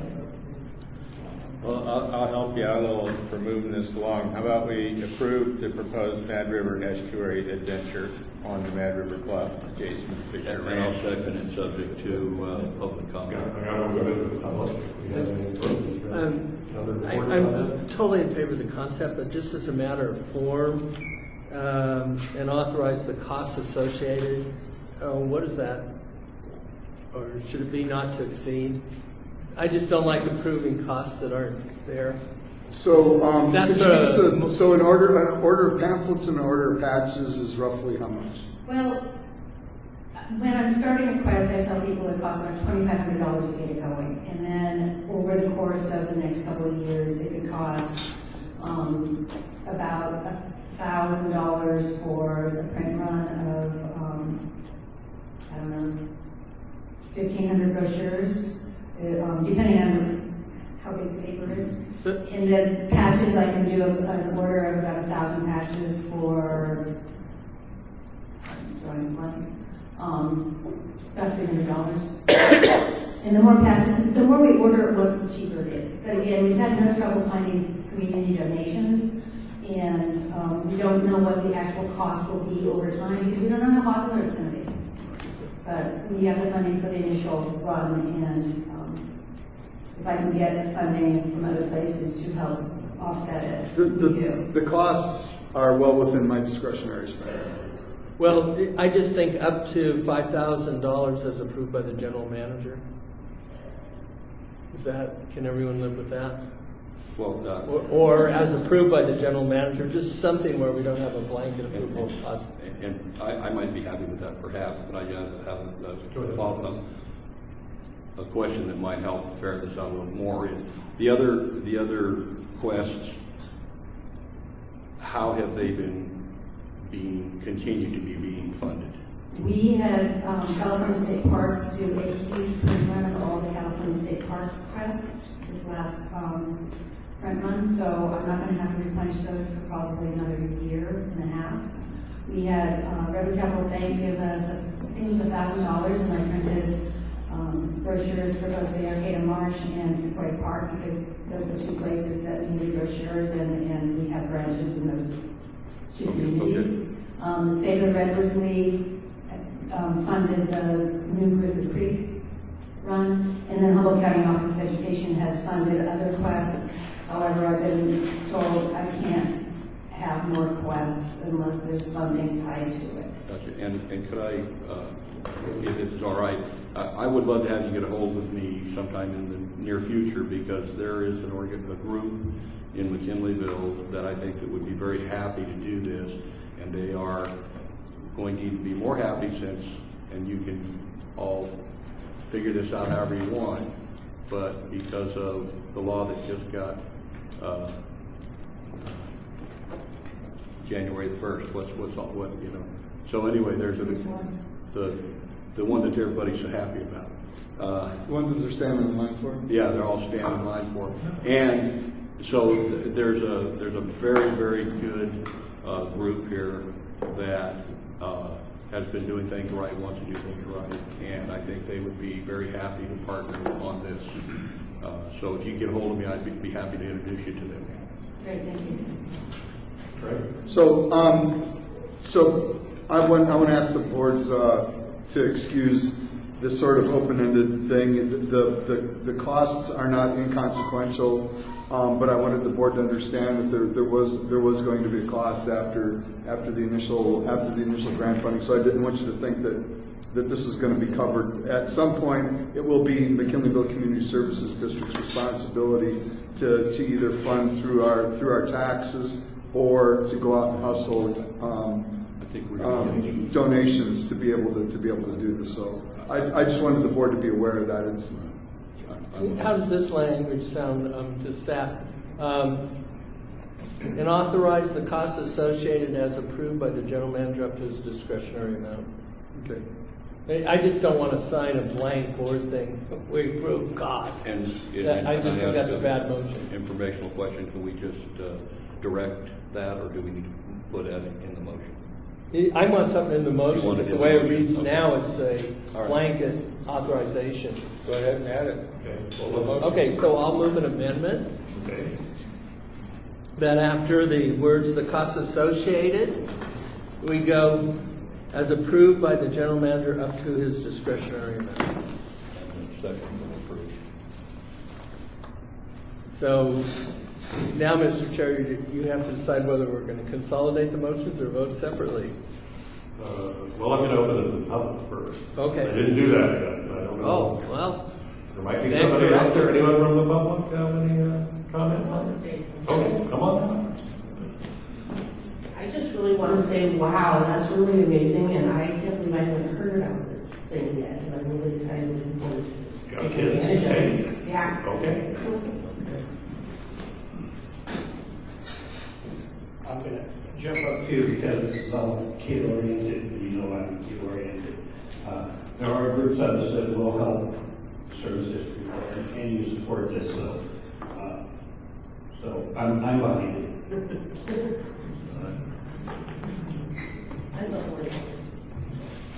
People are really excited about this whole process. I can't stress that enough.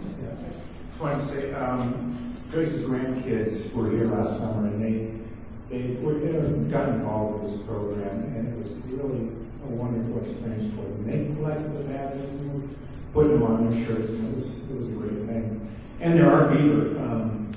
I think anybody's been down that road along the map has seen that. We know the beaver. Yeah, and then also there's a chute, beaver chute by the Hammond Bridge there on the south side of the river. There's that. So there's something. There's some activity. So You sure that's not an otter chute? it's a big. It's about a 2 foot wide chute. It might be otter. I've seen otter in there too, but it's a wonderful thing. A lot of wildlife down that field too. There's a bunch of deer down there along that trail.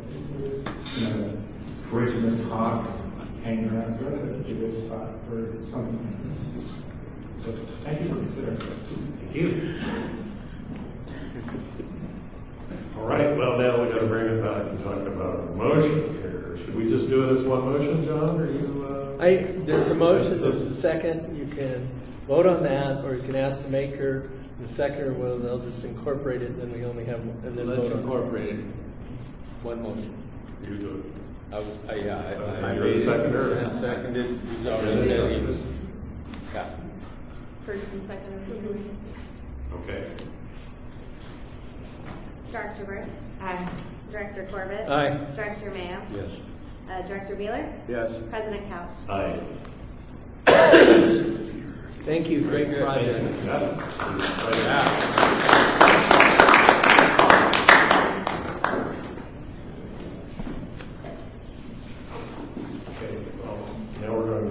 item E5, which is approve the resolution 2018-03 approving the co-application with the Kinleyville Union School District and the Humboldt County Office of Education for grant funding from the 21st Century Community Learning Centers program. This is going to be Leslie Christie. The Kinleyville Union School District and the Humboldt County Office of Education met with staff this month to discuss the possibility of applying for 21st Century Community Learning Center program grant funds for the provision of after-school care. Grant funds would enable both MUSD and MCSD to better meet the after-school care needs of all McKinleyville families. MUSD is aware of several families who are unable to enroll their children in the after-school program due to the cost. Receipt of 21st Century Community Learning Center funds would allow for providing after-school care at a lesser cost to families. In addition to removing barriers to accessing after-school care, these funds would also provide a variety of resources that would benefit the existing after-school program, including but not limited to curriculum resources and staff development opportunities. Staff recommends that the board review the information, air questions, take public comment, discuss and adopt resolution 2018-03 for the co-application for grant funding through 21st Century Community Learning Centers program with the Kinleyville Union School District and Humboldt County Office of Education.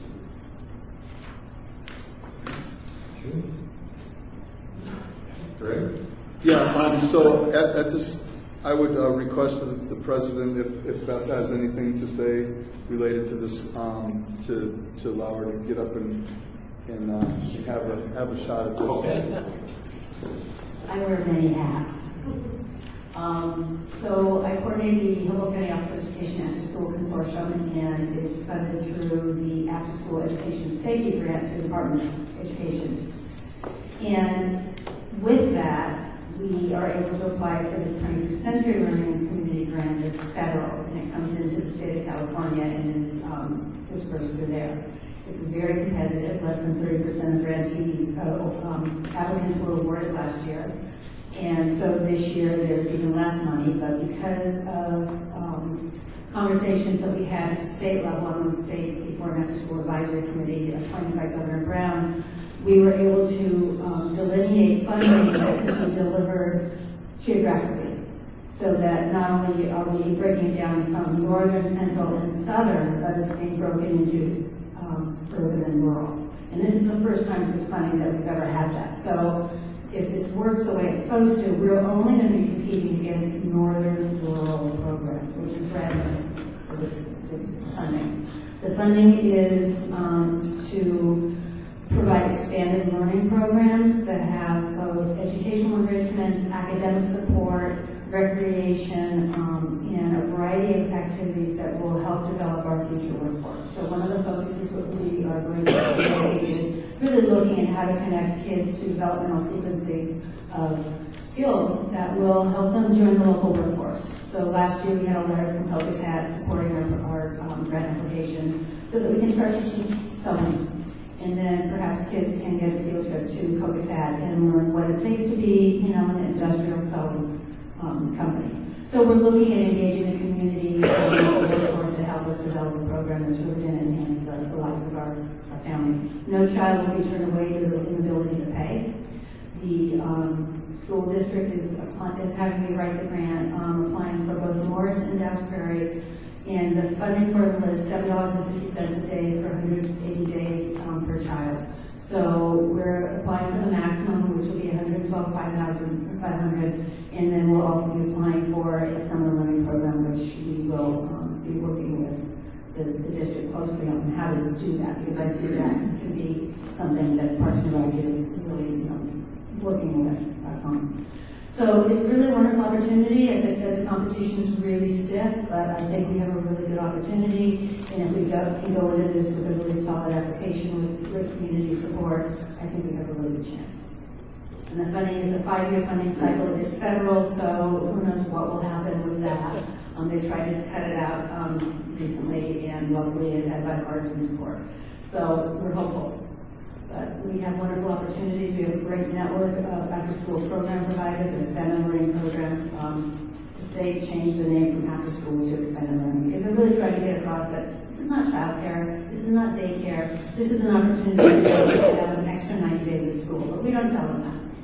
But it's a way to help connect them to the community and to school and to each other in a way that they may not have other opportunities to do. Questions? Further questions? I think this one's a slam dunk. Any public questions? Anyone from the public want to address the issue? Okay, seeing none, I'll bring it back. Everybody I move to adopt resolution 2018-03. Second. We can discuss at this point as well. Sure. I'm excited to see another opportunity for partnership, and I wanted to open it up to the staff to talk about any ways that thoughts on how this will change programs, any things that you're looking forward to. And I see, the little description of what it would provide for, but any feedback on?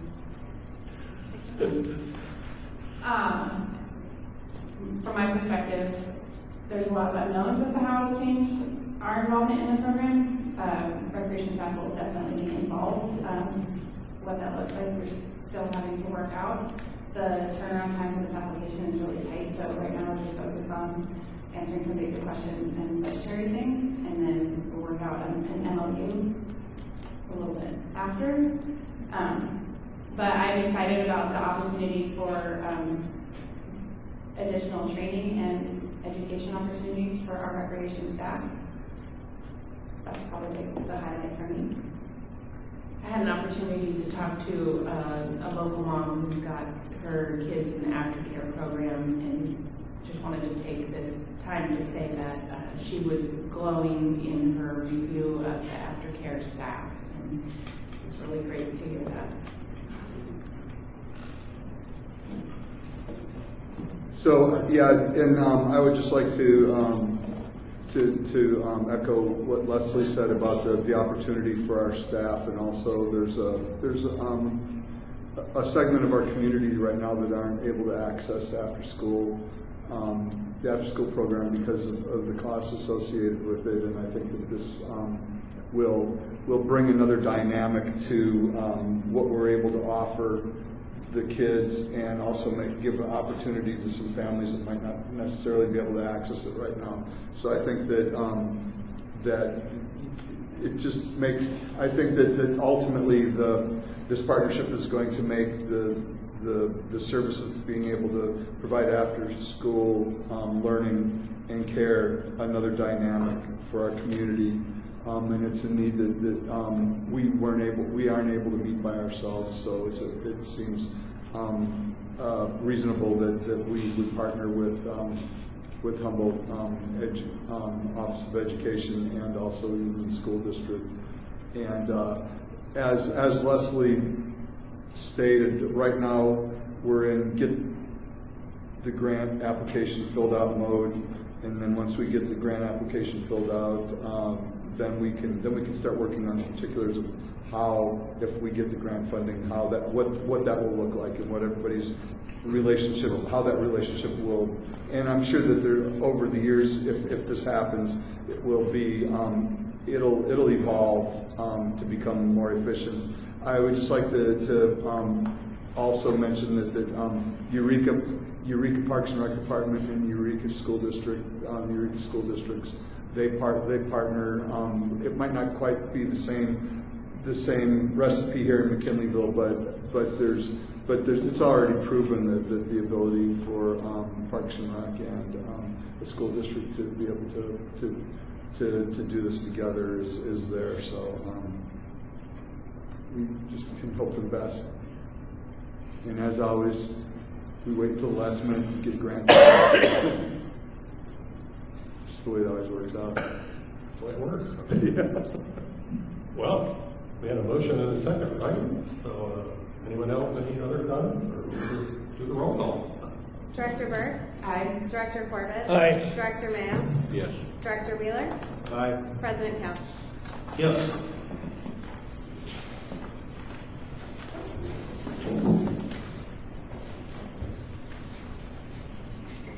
So next, we're going to do item E6, review and discuss the presentation from the Humboldt State Park Collective, updating the Board of Directors on the current status of the McKinneyville State Park project. And it says Leslie, but it looks like Charlie's going to do it. Are you going to introduce him? I'm just going to introduce Okay. remind everybody about the here today. So at the October 4th meeting of the Board of Directors, the board approved the right of entry agreement between MCSD and the Humboldt Skate Park Collective for the development of a skate park in McKinneyville. Since that time, Humboldt Skate Park Committee has committed to working on an alternate design of the park and has been seeking funding for the project. Attachment 1 outlines a summary of the current status, and Charlie Caldwell is here today to give us an update. Okay, one of the things that I tried doing with this quarterly report that you guys are going to be getting is make it so it's something that we can expand on as we progress in our information. So the status summary right there at the very top are requirements according to the red entry.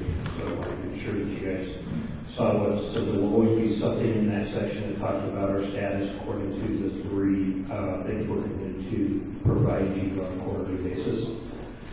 As we walk down the sheet, my goal is here to make sure you guys have a clear understanding of where we're at, where the project's going, and and keep you completely involved with the process. Because as we sit right now, you see as Tony Hawk grant came up, we weren't qualified for it because we needed our final design. Doesn't necessarily have to be the approved design, but we need the cost and everything.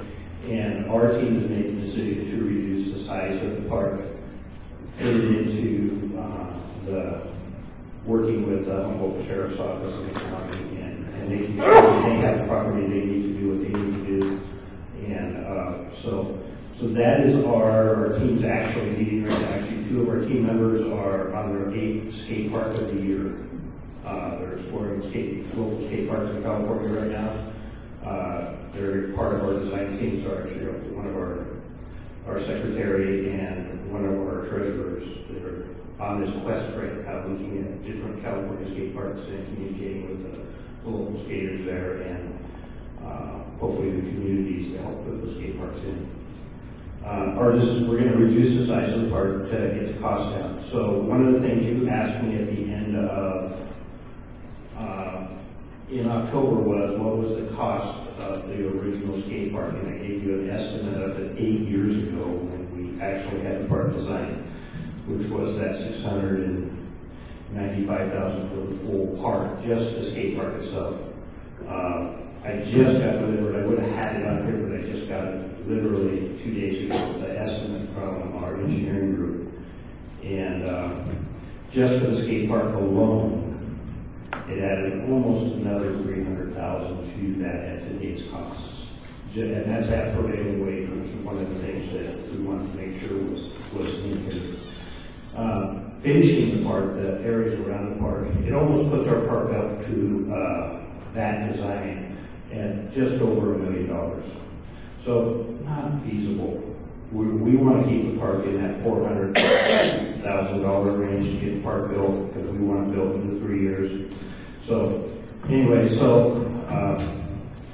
one of my goals here in the next month, and we'll present in April, we'll be presenting to you in April, is hopefully to have a design, and I'll have time to get a grade in the county and the sheriff's department and know exactly what the property, and our design team will have multiple meetings by then and have a conceptual design for you with an estimated cost. So that's my goal for the next meeting, just so you know that. We're going to work with the community, so already working with some of our local businesses, trying to tie in with what they're doing already with the chamber and working with the chamber, and hopefully the arts allied to be doing something every month to raise funds for the skate park. So that process already started kind of behind the scenes. So that's kind of where we're at right now. So that's our status. I also have one of our team members and our whole group, we wanted to thank MCSD board for supporting us and letting us move forward with getting a skate park built here in McKinley. So I have a presentation for you.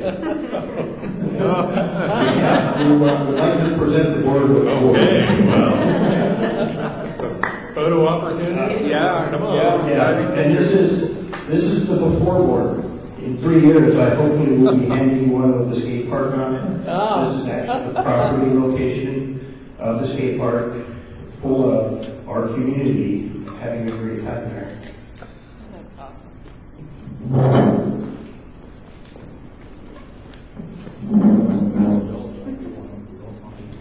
Huh? We'll put wheels on it for you when we get the skate park. All right. We took a course on water to handle water. I'm going to give you. Okay. Yeah, I want the president here right in the middle. I'll flank you over here.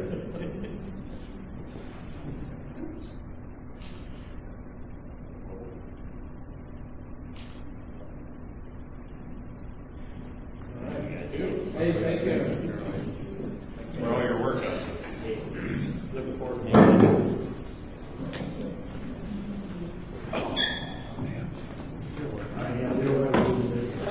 Sure. Your office. I don't know. You guys are going to need a.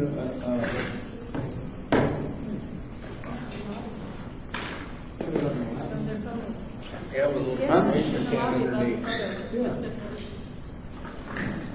Don't put it up high so it doesn't disappear.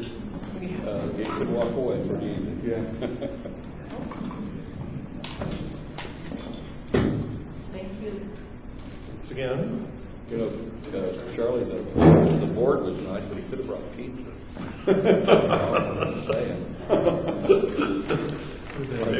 Want to grease my wheels. Okay. Surprise. All right, moving on, we're going to consider approval of the strategic plan 2018 through 2022, and that's Emily. At the December 6, 2017 meeting, the strategic plan for fiscal year 2018-19 was brought before the board in a workshop format for review, update, public comment, and consideration. Requested changes and recommendations have been made by staff, and the final draft of the strategic plan for fiscal year 2018-19 is presented for approval. Cells highlighted in yellow of the section number column of the matrix reflect board recommended changes or additions. The strategic plan will continue to be presented to the board on a calendar year basis for approval. Staff recommends that the board review, take public comment, and approve the draft 5-year strategic plan 2018-2022 for publication.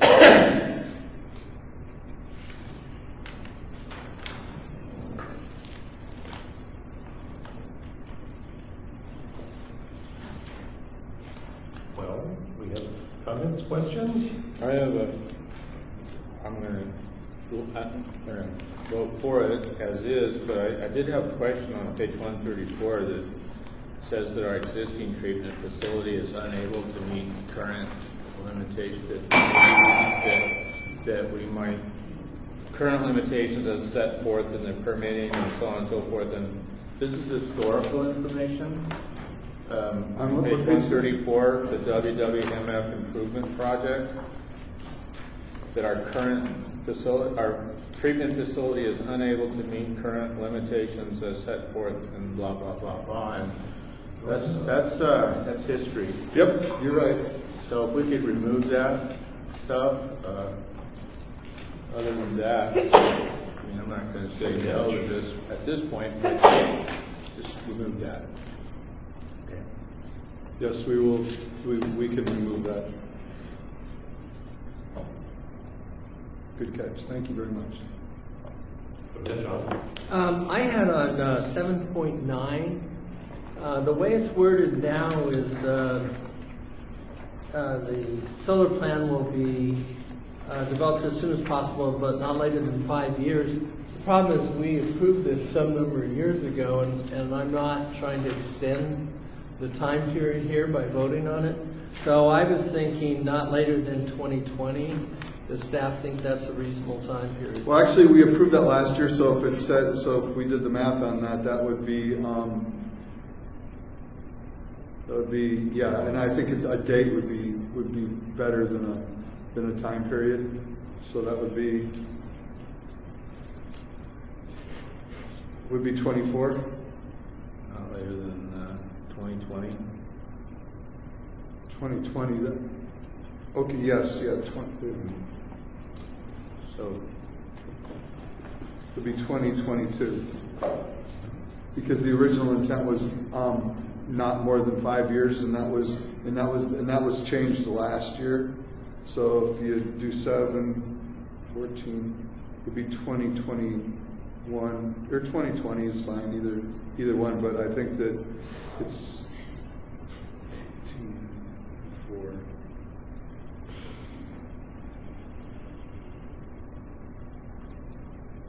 It would be 2022. But I'm amicable with 2020. But that would take us to 3 years. Okay. Actually, I guess I'm sort of inclined to go for 2020. I think we can get the job done in that amount of time.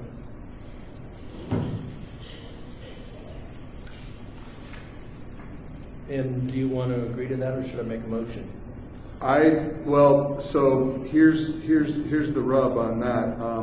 With all the other things that we have to do, I think that having the 5 years from last year, which would make it 4 years this year, I'd be much more inclined to support that with the work that we have in front of us now. If it's the board's pleasure, then we're going to have to shift some other things out and put them out further. Well, I think what might be a good way to handle that is, and I realize it gets in the way of immediate adoption, but maybe discuss what the implications of doing that are. Because in the abstract, I like 2020. I'd have to have concrete reasons to do it, and they may exist, is what you're telling me.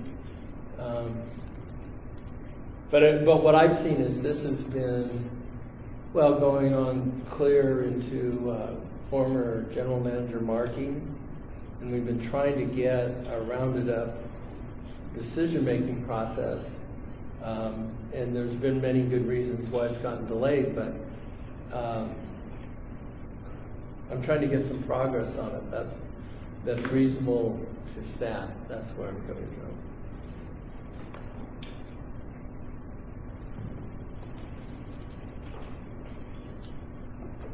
So you would propose that in 2 years we come back to the board with the solar master plan? Yeah, something where we've decided what we're going to do, how we're going to go about it. And I realize we put a provision in here, you can come back to us at any time because of the whole volatility of the solar market, the volatility of the energy market, and the volatility that federal policy is changing, all of which could influence this. But those uncertainties aren't going to go away 2 years from now or 4 years from now. No, I understand that. So what I would really appreciate from the board then is I need to understand how we approved it for 5 years last year, and now we're approving it for 2 years from now. So basically, you're giving us 3 years. You gave us 5 years last year, and now you're cutting it down to 3 years this year. Is there a reason that the board is asking to take 2 years off of the process? In my case, in that particular area, if such a plan shall not be considered feasible in a timely manner, being 5 years, then serial or smaller solar projects should be reviewed. So basically, we're going to, in 5 years, if we don't have a plan, then we'll talk about smaller. No, actually, that should have been 4 years because it was 5 years last year. Right. It would be 4 years this year. So in 4 years, if we haven't done a comprehensive master plan, then we'll talk about smaller solar projects. And my question is, things are changing fast. And what if an opportunity came up to get a major grant to do what we want to do? would we be ready to move on it, or are we gonna say, no, we're riding a different horse? Come back to us down the road. So I kind of agree with John a bit there that what are the that have to be put aside so that we could move on? Well, one of them would be the treatment plant solar project. But I thought that was part of it, that the treatment plant No, solar project. I would say that the treatment plant solar project would be part of the master plan, but if the treatment plant solar project, if that grant funding becomes available, we're going to have to move on that right away, and that could be within the next 6 months. So what would be put on a back burner if that became front burner? Like, okay, there's a grant, we can do this. Well, that's what I thought you were telling John, is we don't want to. There's other things. Well, there's well, here, let's go through. Could be a misunderstanding on my part, but Go ahead, Dennis. You talk about two completely separate things. Yeah. One is the concept of the strategic plan and the time. The other is if grant becomes available. Totally different situations. The previous one doesn't preclude us acting on any grant possibility that comes up. So there, if we got a grant that popped up to help us with the solar sewer plant, nothing would get put on the back burner. That would just be added to that project. And now, if I'm wrong, correct me, but that's I don't really see the confusion in that, but I always listen to Director Corbett's sage advice when it comes to dollars. It may not exist, but I'm trying my best. No.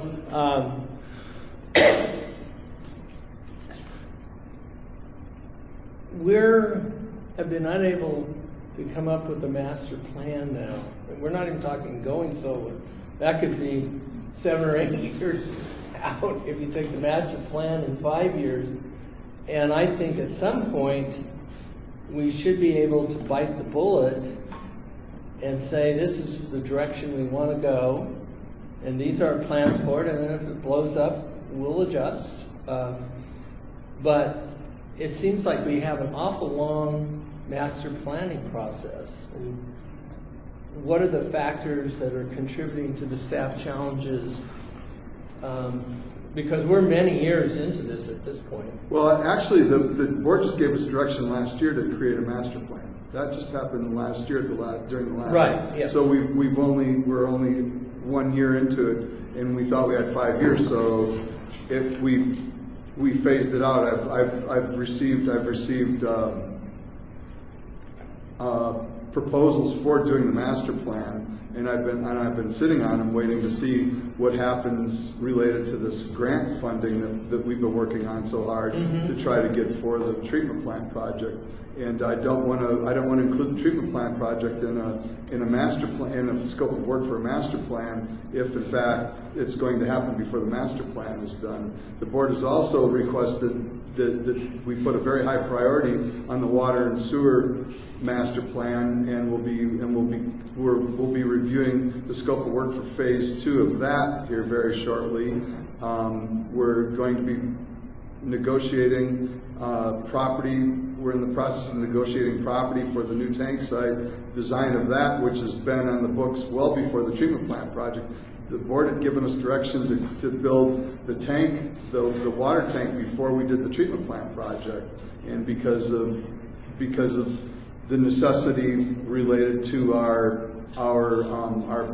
permit, we moved the treatment plant in front of that. So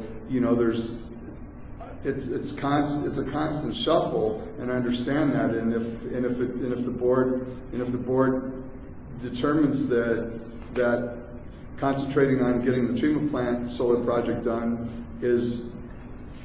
and also doing the master plan for the whole district related to alternative energy, not just solar, but alternative energy, we could do that. We could do those two things concurrently. But I'm going to have to go back and consider what's going to get shuffled out. Because I didn't bring a strategic plan to the board with a whole lot of area and room for free time. And in the way the master plan is sitting now, we'll be working at maximum capacity to get the things done that are on the strategic plan the way it sits. Well, with phasing this out so that we can work on it and have it done within 4 years. Well, I came up with some of this language last year, but let me ask you the question. The goal is to find a way to make progress on solar and to give direction to management to that task, but do it in a reasonable fashion. We don't want you to drop everything. And we, of course, did want the sewer construction project done. That was absolutely had to be finished up. What's the best way for the board to proceed to get there? That would be. Well, I think if you give us the 4 years that I would request, that we will have it done. We'll have the master plan done within that 4 years, and I would almost bet dollars to donuts that we'll have at least one solar project before the master plan is done. The reason why the master plan is crucial to the staff is because we're going to be considering putting solar at some point, retrofitting solar on facilities that are already there that are going to require structural improvements to be able to put solar on. I would like the board to understand the full ramifications and the expenses related to having to go in and take a building, reinforce a building to be able to put solar panels on the roof. At this point in time, we don't really have anywhere that we can put solar panels on the roof of buildings without us doing work. There was not enough area on the teen center, on the new part of the teen center, to put enough solar panels on there to make it worthwhile. So if we put solar panels on the teen center, they're going to have to go on the existing roof, and the existing roof without an engineer report and engineering investigation, I don't know that that solar panels will go on the roof of the activity center without upgrades. The raceways are in place, and the room for the inverters and things like that are already that's already there. What's not there is the area that we would need to be able to put solar panels on and make it worthwhile to get it to the point where net zero. Another issue is as of December 1st. Or as of January 1st of this year, net metering has changed significantly. And without storage and time of use and being able to do time of use, I don't know that solar is going to pencil out anymore. So I think that any project that we do from here on out most likely is going to require storage to go along with it. So. Or grant money. Or grant money. Well, clearly we don't want to put you in a position not having an adequate vision and plan on how to make the roof so that it can receive solar panels. And I think the board is trying to be very patient on those types of issues. At the same time, we're trying to move it on. The whole reason for the provision, you could come back to us at any time, were ups and downs in the solar market. And it's probably going to be a excise tax or import tax is probably going to be put on from the federal government, although the price of solar keeps dropping and has dropped dramatically each year. So you have some plus and some minus, but I'm trying to find a structure. And are you, in that comment, were you being pessimistic that you don't think we're going to have solar? That was almost what I heard you say. No, absolutely not. I would bet, like I said, let me repeat what I said. I believe that dollars to donuts that we will have a solar project before the master plan is done. Okay. Even if we aim for 3 years.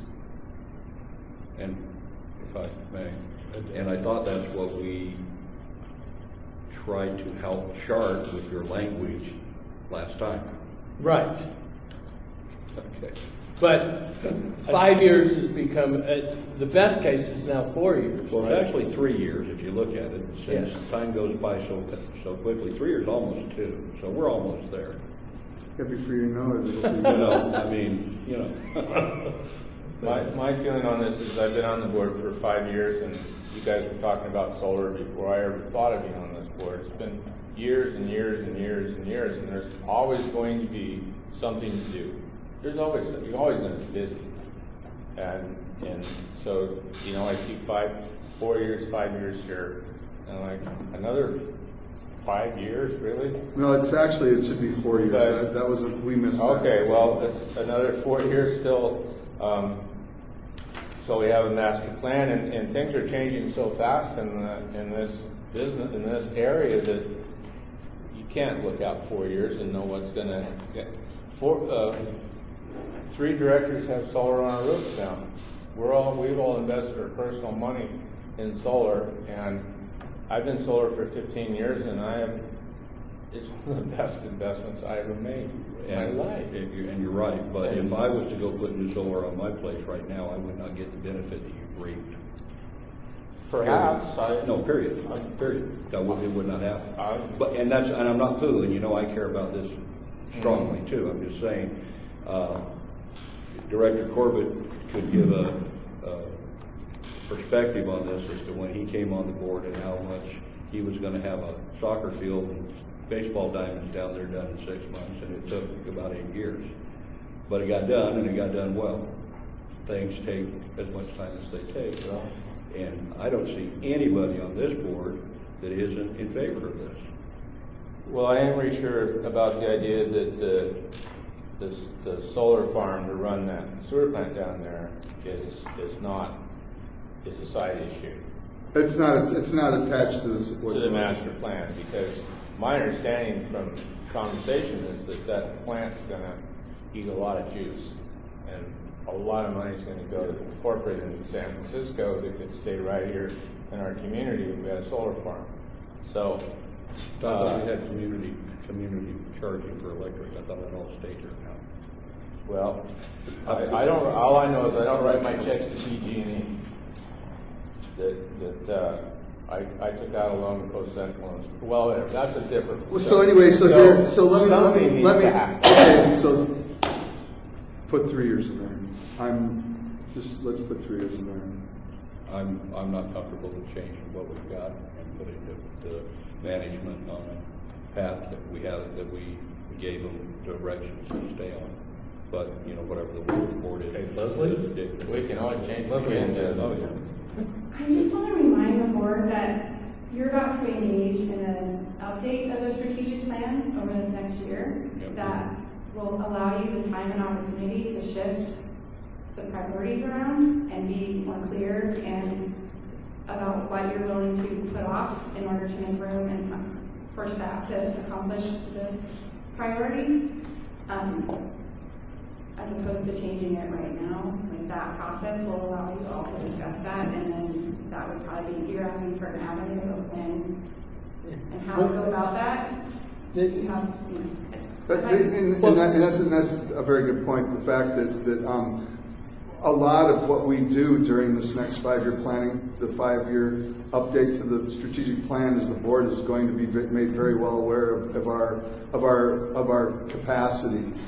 And those things are going to have to be prioritized, and the board is going to have to make decisions about what's important to them. And we can, like I said, right now we can change this to 4. It shouldn't have been 5. We missed it. It should have been. If we were to stick with what the board wanted last year, that number would have said 4 when we came to the board now. But if it says 3, Well, 4 is a compromise. From 5, then 3. Well, it should have been 4. It shouldn't have said 5. It should have said 4. Let me ask you this. I understand, and I think Leslie's correct, and we put it in the strategic plan and we balance out. The challenge I have is if you can't do it faster, we're going to have the same dilemma in the strategic plan. And this one was worded with the longer time period, but with the goal and we had some language as fast as possible with the idea of not boxing in management, but giving a little oomph to the movement in this strategic plan. So it's just a little frustrating. I'm not sure we're going to be any better off in the strategic plan than we are now, because aren't you going to say 3 to 4 years, right? Okay, so even if we have the priority, it wouldn't change your time. But John, it gives staff time to. This is not appropriate for us to try to make a decision like this and ask staff to swag everything. They need time to bring the information, even if you put it off till next month, for crying out loud, before you do it. I agree with that. You know, as far as tonight may not be the best, I do think it is appropriate to bring it up in a strategic plan, because the way it was worded, it would have given another year, so 5 years would have turned 6. But Greg said that was actually a typo. So. Right, and so I would highly recommend everybody look at page 162 in the board packet, and go to line 7.9. In 2020, complete the climate action plan. So I guess it was divine providence that it was supposed to be done in 2020. Right. Well, I will. So how about if we? I love divine providence, and I'm glad it's favored, as I believe there may have been more art to the date than that. But so let's go ahead. Let's go ahead and on page 154. Let's change 7.9 narrative so that 2020 is grammatically appropriate in that spot. Staff was directed to develop as soon as possible, but not later than 2020 in strike years, a comprehensive solar plan to profitably power all district electrical needs. The plan should have components detailed, implemented, and blah, blah, blah. And my understanding is that can be changed to reflect reality as we move forward. I would expect that during the 5-year update, we will have at-depth discussions about staff's capacity to be able to get the things done on the board's wish list. And a means for vetting that so that the board, as they deserve, has some sort of explanation about where, and staff, about what's important to the board, what's important to the operational security of the district, and try to get those things to all match and be able to realistically plot out a schedule that's achievable. Okay. So let me try and summarize this, because I think we may be getting close. It's going to be 2022. That's the subtraction of 1 year. So four onto 2020. It's 2020. Greg's well, okay. I will take 2020. I'm very happy with that. What I was then going to say, but the implementation plan has a 2020 date, which will implement it faster than this particular provision. Or we can just make them and rationalize them to be all the same 2020. That might be the best. For right now, let's make the narrative and the matrix match, and we can hash it out during the 5-year update. Okay.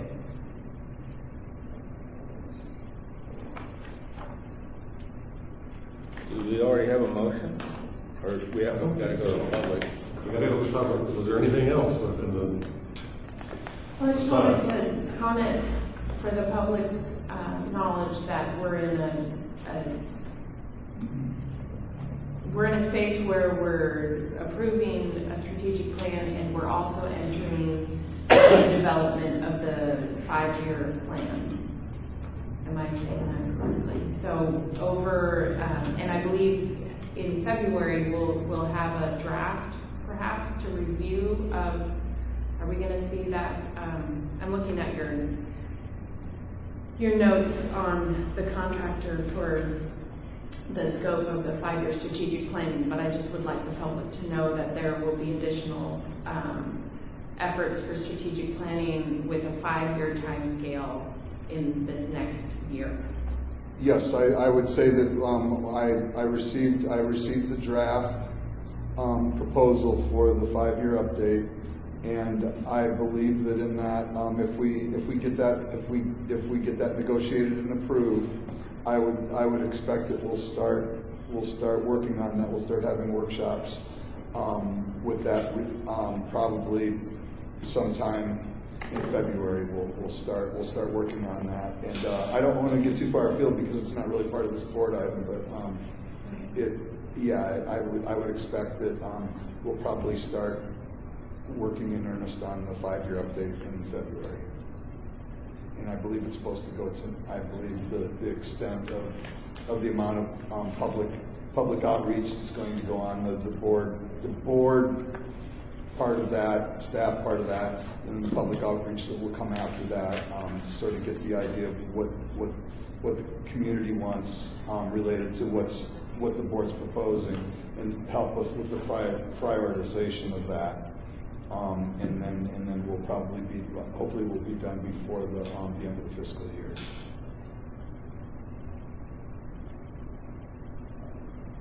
Okay, well, I was going to open it to the public.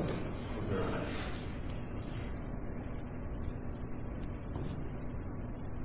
I just wanted to add something about the storage issue. We should also consider the fact that electric vehicles are a good way to do storage, and electric trucks are going to be coming down the pike, and the district might benefit from using that kind of a storage for charging. Yeah, I'm excited that I've thought that for how we use our vehicles, that electric trucks would be a good investment for the district. We just don't have any yet that are, coming down the pike. Yeah. Thanks. For the excess plug-in until we get our solar going. Well, I'll bring it back to the board. If I was going to make a motion, would I have to mention the changes, or can I just motion to approve the strategic plan for 2018-22? I think the changes are in the record, so I think that if you make the motion with the changes. Okay.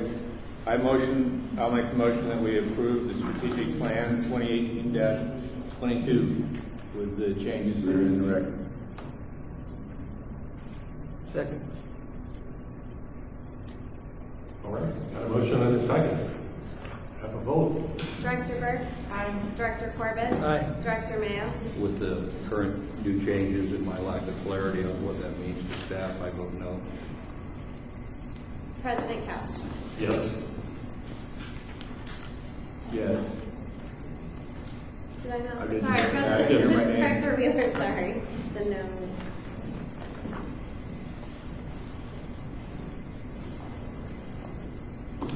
All right, well, E8, Integrated Pest Management Annual Report. I know there's people here. They all left, and then now we still got one. No, I'm still here.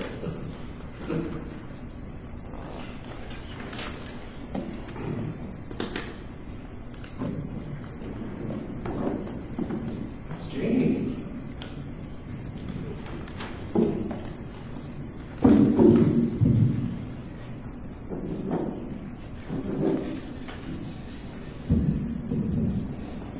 As for the integrated pest management plan, this will be loud.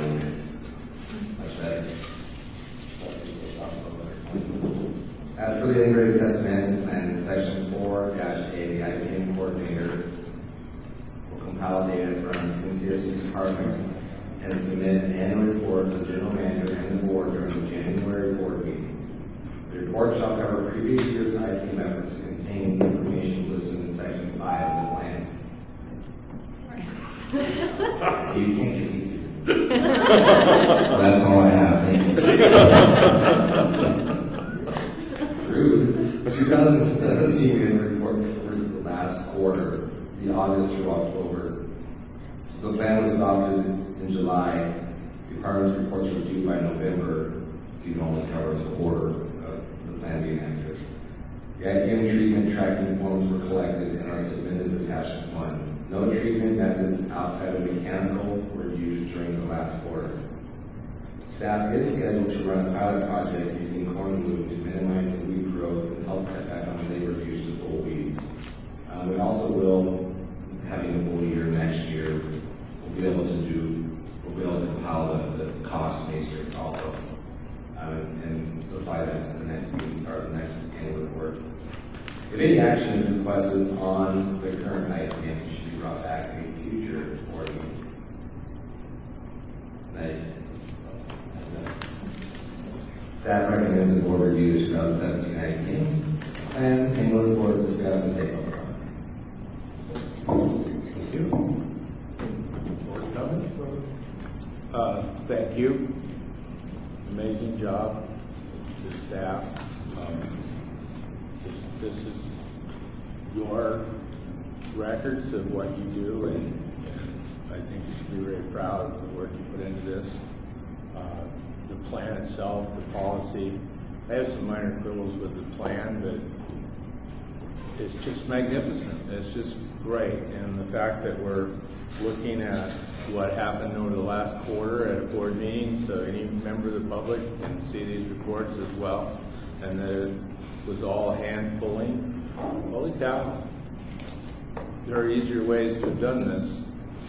Probably cheaper too, but I think this is the right way, and I just want to sincerely thank you for what you've done.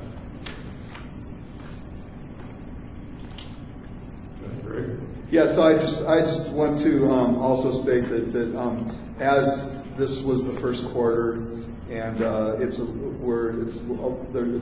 bit of learning for our staff to sort of create the culture of using the paperwork and using the IPM. It is a learning curve, and we'll probably see voluminous reports next year, and we'll start to get a feeling for what staff's really doing related to their ingenuity for finding ways to deal with these pests other than using poisons. One of the things that isn't present here is the gopher and the yellow jacket eradications that took place without the use of any pesticides. And so James and I have had the conversation, and it's a learning, this is a learning thing for the guys to be able to take these out, and we're still trying to figure out about whether these are going to be site specific or whether they're going to be action specific. How this is all going to work out, but by next year at this meeting, the board should have a very good idea of the efforts necessary to be able to do these things without using pesticides, and also just the sheer scope of the different the things that our staff come up against, and how in their ingenuity that they use to be able to address those. And it has way more to do. There's way more to it than just pulling some weeds. I wanted to ask a question. I have a friend that asked me to ask you, how does that Rambo blaster thing work? You said you can use poisons to attack these gophers. The thing, the propane thing that you were blowing up the tunnels with. How does it work? Yeah, how did it work? It works really, it works really well. Does it? It does several benefits, and Greg and I did have a conversation, and that note is not on the page that I was reading, so I didn't catch it, but to get on that one is the mentality of what qualifies this paper. Like, that's where we're retraining your brain. I submitted this, and Greg came to me and like, did we kill gophers without? Yeah, we killed gophers. Shouldn't that be a tracking form? Like, yes, that should be a tracking form. Like, yeah, so getting that mentality of, how do you take care of the How'd you do it? I knocked it down, I ran really fast. Like, maybe that should be on the tracking form. So, and I ran really fast. I'm sure over a gopher. But back to your question, the last one works very well for not only the gophers, but those shallow tunnels that became eagle breakers. You know, The moles, that moles. Yeah, or you have the gophers that are digging, you know, they're 18 inches down, or they're like 3 inches from the surface, and they're tunneling. Then you have these building kids that are running, and they're stepping on those 3 inch, you know, or 2 inch, and that's creating the channels in the eagle breakers. So we spent a lot of time, as we reported last year, blowing all those tunnels. They collapsed, fell in the dirt, you know, had a big, you know, everybody came out and put dirt in holes and channels and grew grass again. So it works well for those benefits. It creates noise and it creates complaints, but it works very well. It's fun too, I bet. It can be addicting. Yeah. Okay. David? Dennis, go ahead. It's actually, we could actually get people to pay us to go out and blow guns. That's understood. We have had calls.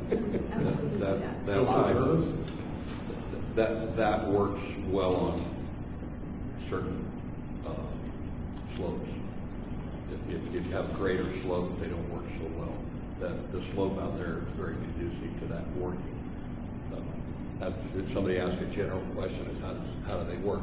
If you've got it's flat. Yeah. If you don't have too much slope, they work really well. But what I wanted to make sure that the board is absolutely cognizant of is that as we progress with our policy, our view of how we want this to work, that it's going to cost more money, and it's going to become obvious that it's going to be significantly more money that needs to come into the rec department. So when we, I guess that's how you budget this out, through them. When we do our next strategic planning and our next financials, we need to be aware that the decision that we made to do this has a cost, and that we are willing to step up to give that department the money they need to do this. Okay? Because it's not going to work if we have to just do it on the short shrift. So I just wanted to point that out. Which may mean the next round after that, we're raising our rates at the rec department again. And so that's fine, as long as we're all cognizant of that. Go ahead, James. I'll give you just a quick example on that. Our open space zones, we have, Leslie and I have been working on, and not getting along, but we have these the allotted hours that it's paid for, you know, how many hours are paid to work these zones. You'll see, that's where you're going to see the big difference on the matrix next year, is trying to do the job and stay within those allotted hours. Because Central Avenue is huge, you know, you have this, 500 hours, but we're really taking 1,500 hours on, in a year, 2,000 hours in a year, we're spending in Central. So you're going to see, those are the things that are going to surprise you next year, according to the changes. Our open space, we have 27 of them, trying to get within those allotted hours, like doing, manual labor, trying to figure out new ways, and you'll see. We're being creative.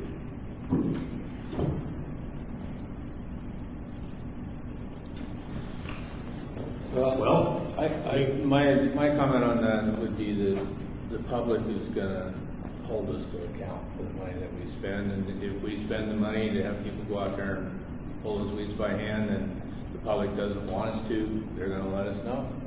And if the public's happy with, doing it that way, they'll let us know that too. And it's going to work out. It's going to work out.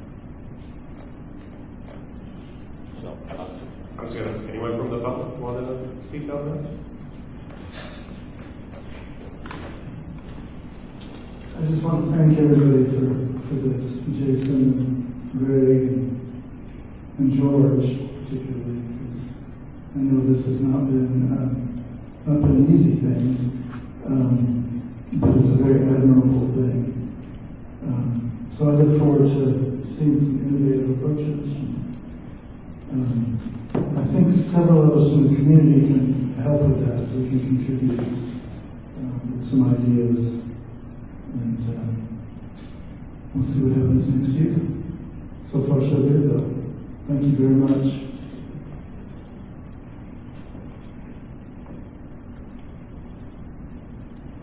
Okay, well, that was information only, so we don't have to vote on that.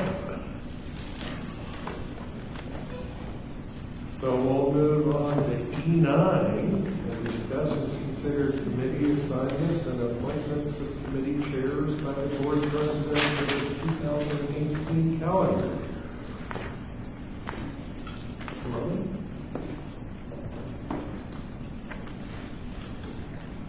Discuss and consider various committee assignments that will be appointed by the board president and also designate committee chair, co-chair, as well as treasurer. Board secretary, myself, is appointed by the general manager per board policy manual. Government code defines an advisory committee as a committee which is comprised solely of less than a quorum of the members of the legislative body that created the advisory body. A standing committee is a committee which has continuing jurisdiction over a particular subject matter, or if the committee's meeting schedule is fixed by charter, ordinance, resolution, or other formal action of the legislative body that created it. With this information in mind, the board may also choose to discuss the necessity for existing active committees. The current committees include, and I won't read them all out. So staff recommends that the board take public comment and the board president make the committee appointments for the 2018 calendar year effective immediately.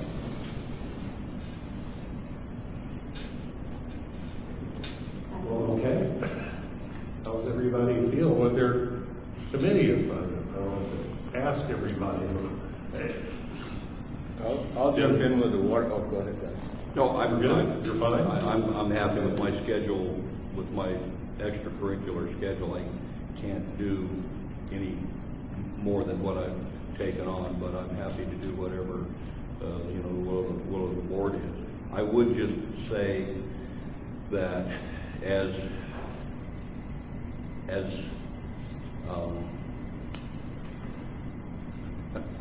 sorry, my adjectives aren't coming very well tonight. As was so succinctly shown by Mr. Corbett's comments on our finances, that having consistency and on board is important, and it would be a tragedy to put me in his place. Just as an example, when you'd have to cut your beard. Well, there you go. So I just throw that out for whatever it's worth, and I'm happy to do whatever what your will is. I would like to, on the water task force, it has not met since I was elected 5 years ago. And I'm just wondering, I would like to go down there and talk to those people, but I think it needs maybe Greg to push for that water task force to meet. I have some ideas based on what was brought up at the last one 5 years ago. I'm wondering where they are with the whole permitting in the Mad River watershed thing. Are you up to date on that? Yeah, fairly much. But you can just call over there and talk to the GM. He's happy to tell you everything. I would. So the GM.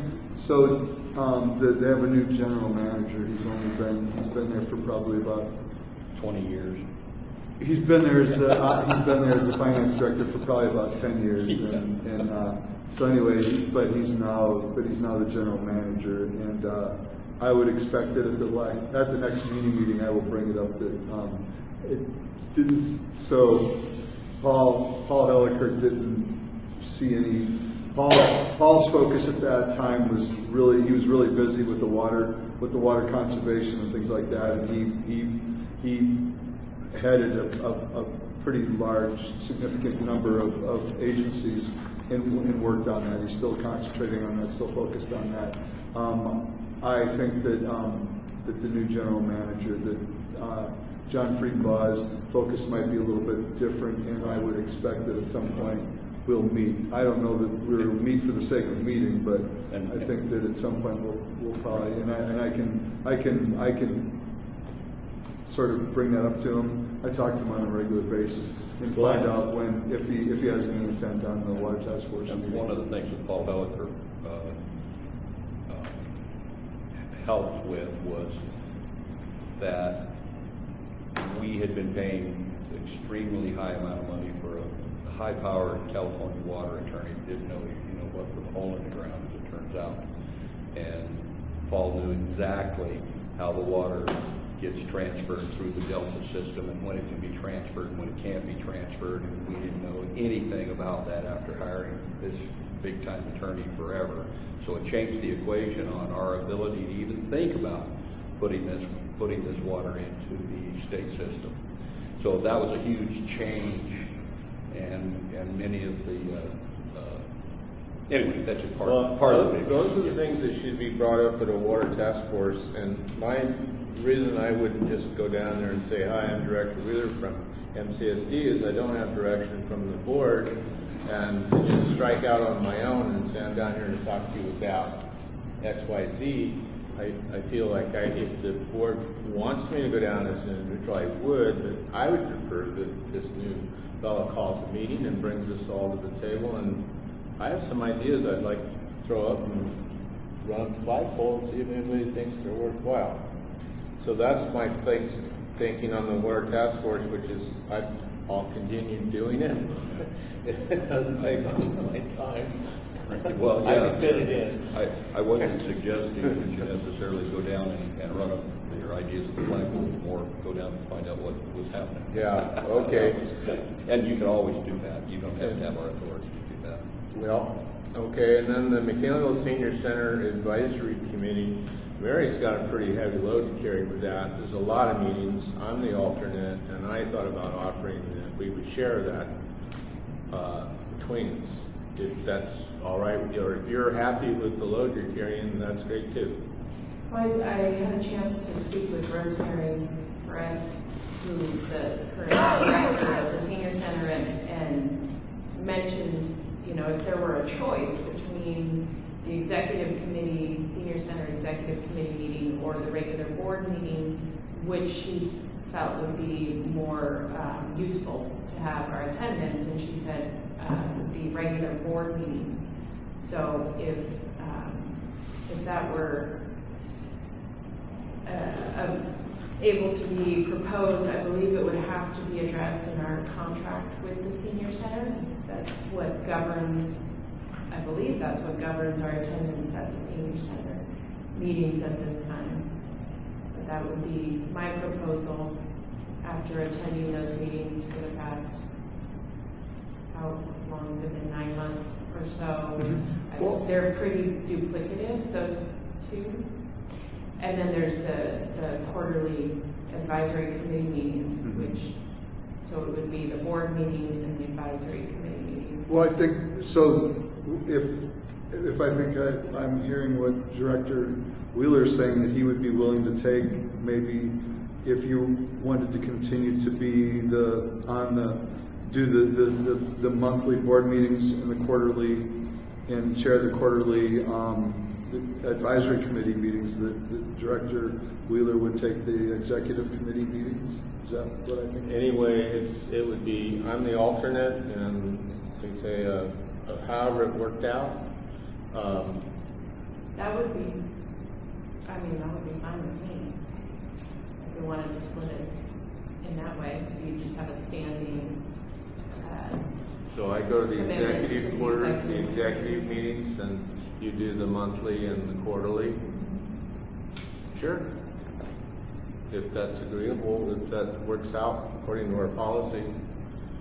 Like I say, I am the alternate. You could just call me and say, hey, I can't make it, and then I'll go. Every month. Can I Probably. just tell you ahead of time? For the next 12 months, I won't be able to make it. I won't be able to make the executive meetings are once a month? Okay, I'm willing to commit to that. And if I could just throw 2 cents worth in, I get a lot of feedback too, and everybody's real tickled. And I mean, they really are. They needed direction. They did, and nobody wants to admit they need direction, but well, at least I don't. But they real good job. Thanks. Real good job. Okay, well, I'm going to just go down the roster then here. Although I was noticing, is George Wheeler, is it your turn to be vice president? Okay. Am I? I think so. I mean, I was going to say, we should have put that in the strategic plan there. We have not changed there, so. So I think that's the first thing there. And so Recreation Advisory Committee, I think, George, are you interested in that? I would be willing to let you be the... Yeah, I'll do the rack, although Mary has said that she likes the rack a lot. And I've taken a short break, I could go back. It's just that when the skate park keeps coming up again and again and again and again. But good tone, George. What do you think? You want to? I think I've got my. Your She's plate full. full. All right, I'll go back to the rack. Okay, then I'll be the alternate. Gilliland Area Fund, John Polstead, alternate Mary Bird, and that's fine. Redwood Region Economic Development Commission, Dennis Mayo, alternate John Corbett. Gilliland Senior Center, Mary Bird, alternative George Wheeler. Audit, John Corbett, Dave Couch. You want to jump in on the audit? Employee negotiations, David Couch, John Corbett. We do have employee negotiations this year, don't we? Is this the... No, I think it's next year. Oh, okay. Water Task Force, George Wheeler, alternative Mary Bird. Ad hoc, no drugs and toxics down the drain, George Wheeler, alternative Mary Bird. Gilliland Municipal Advisory Committee, John Corbett, alternative Dennis Mayo. Cornerstone Committee, Dave Couch, alternative George Wheeler, and Groundwater Sustainability Committee, John Corbett, and Mary Bird. That was pretty easy. A couple of changes there. Make sure everybody's happy. And then, Make sure we got a nice credit in case I stroke out here in a couple of days. I have a topic to. Okay, and Mary wanted to talk about possibly another adding a committee, and she asked me today, and I was going, I don't know how we add it, I'm not sure. So I'll bring the concept forward, and we can discuss it in terms of whether it would be appropriate to add it as a committee assignment. There's been a group meeting in McKinleyville that was born out of a July MCMAC meeting to address racism in McKinleyville. So the group has been known as the McKinleyville Working Group on Racism, is now changing its name and establishing itself as McKinleyville Alliance for Racial Equity. And what the group, one of the primary things the group has been engaged in since its initial meeting in about August or so, has been to define what the group is and what the effort looks like, and to define what the participation looks like. So,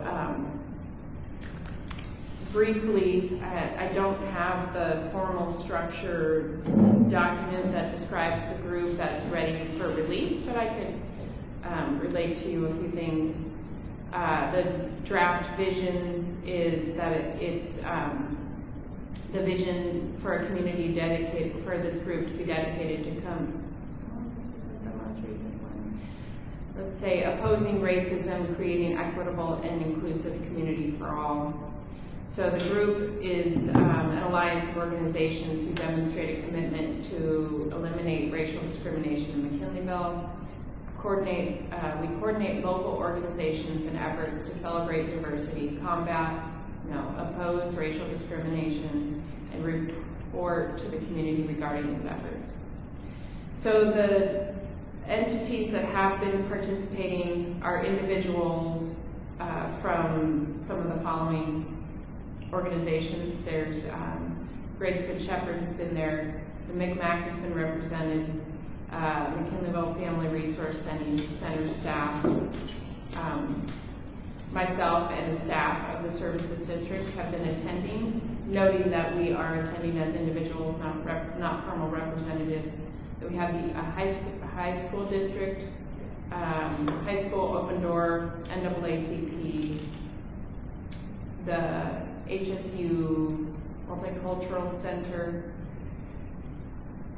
and well, actually, I don't think they've been attending yet. So the idea here is that this group is looking for the individuals who have been attending the meetings to have formal designation to attend these meetings. So if I were designated to continue attending these meetings, I could then be speaking as a representative for the Community Services District.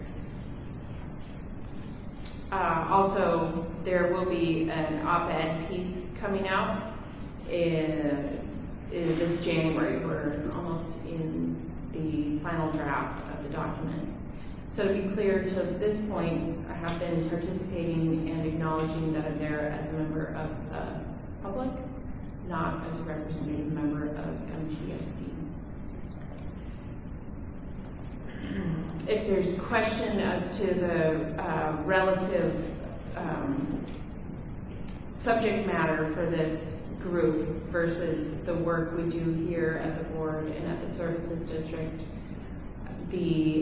for example, a very real connection there is the development of anti-discrimination policy for the district, as well as in those policy meetings, as we were developing anti-discrimination policy, we've made some connections to other groups in McKinleyville that help us better serve the community in terms that by having these connections with these other groups, we then can be on the same platform and approaching, so you could imagine a child growing up, going to playgroup, going to school, going to aftercare, going into the community health clinics and whatnot. So if these organizations are collaborating, we then bring that collaborative experience to each of our organizations. So that is the scope of the proposal. I realize it's rather different than other things that have been before us. And I'll just add that I think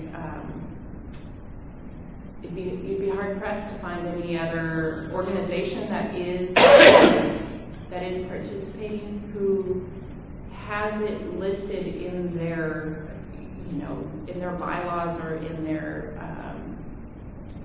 their guiding principles besides NAACP that says they will be addressing racism, but yet this is a community-wide, it's a topic I think that is more broad than can be captured in bylaws. If we deal with community, we deal with issues such as racism.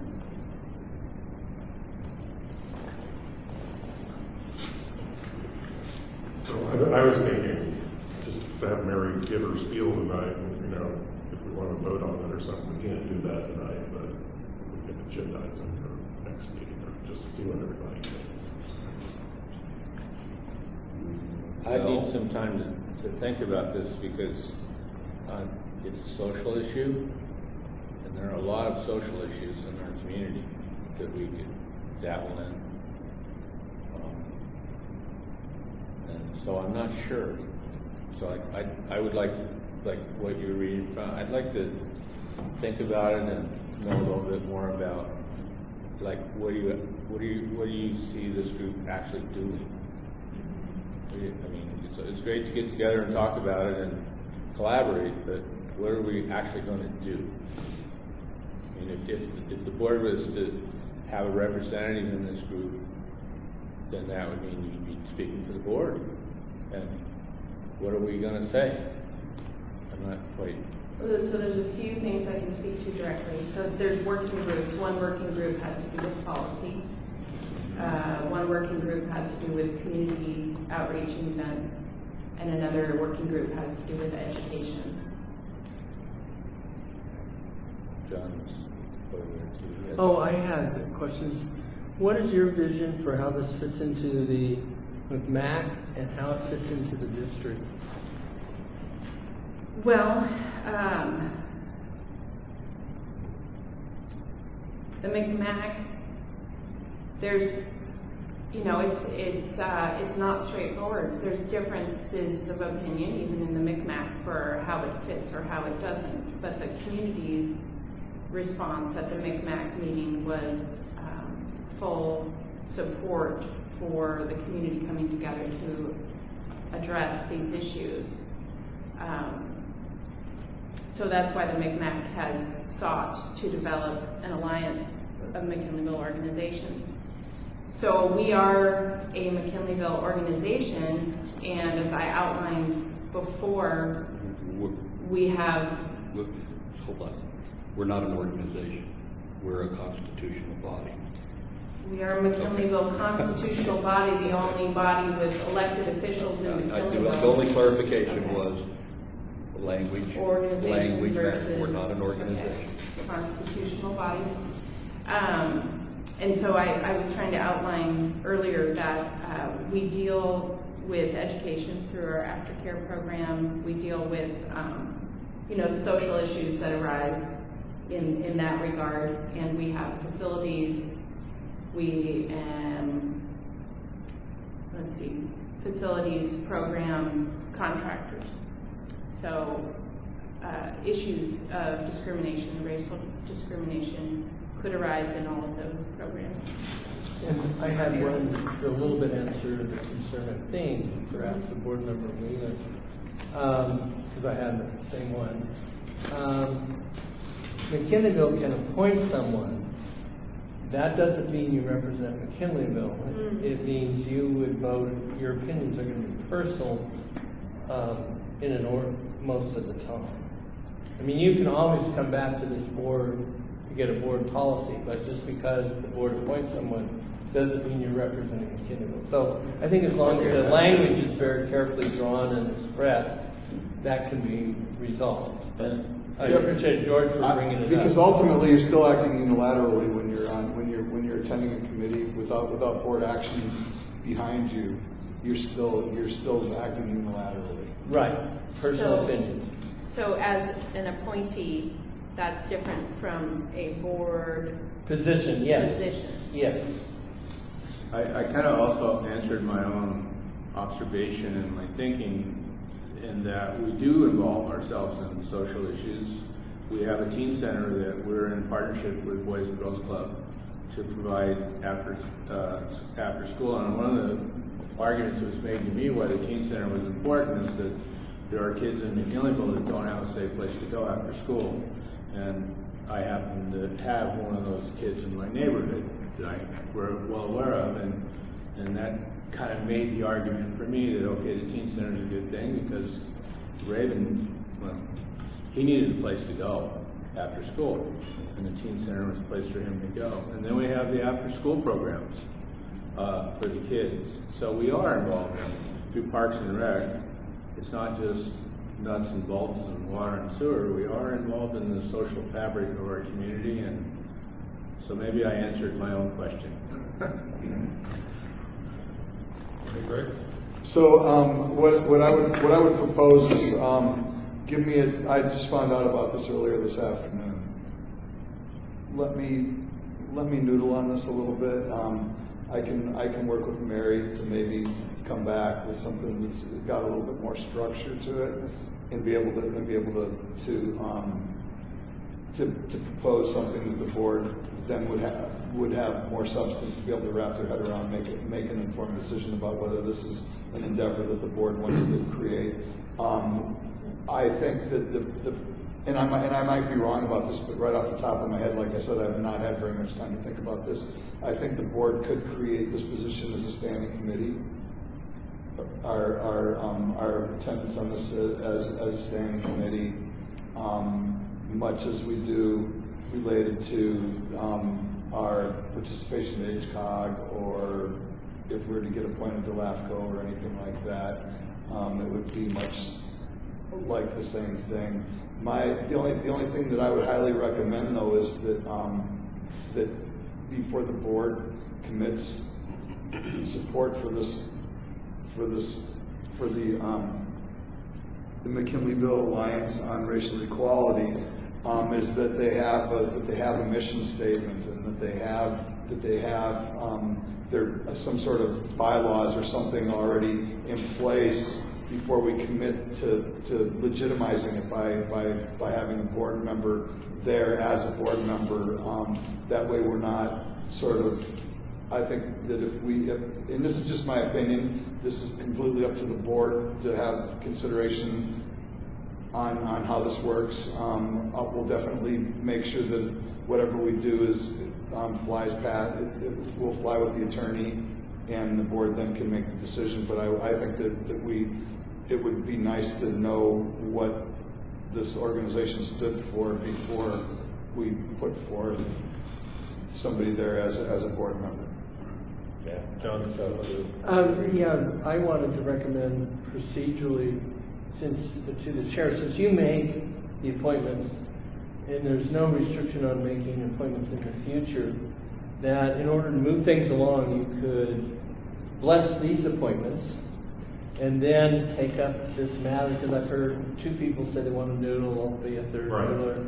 Right. And then you can come back and always make a subsequent appointment, but then that way we've cleared the deck and made it clear where we're operating.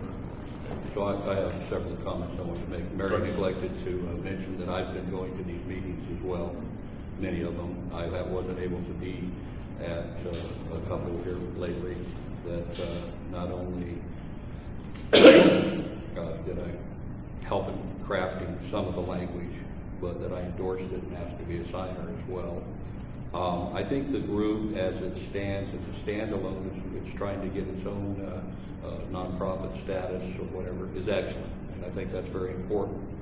And I think that there's a great difference between types of groups and what constitutional bodies do. And one of the main concerns that I have with the McMac and with this body, and the type of nonprofit that this will probably be, is in the legal parts of the formats. I'll give you an example.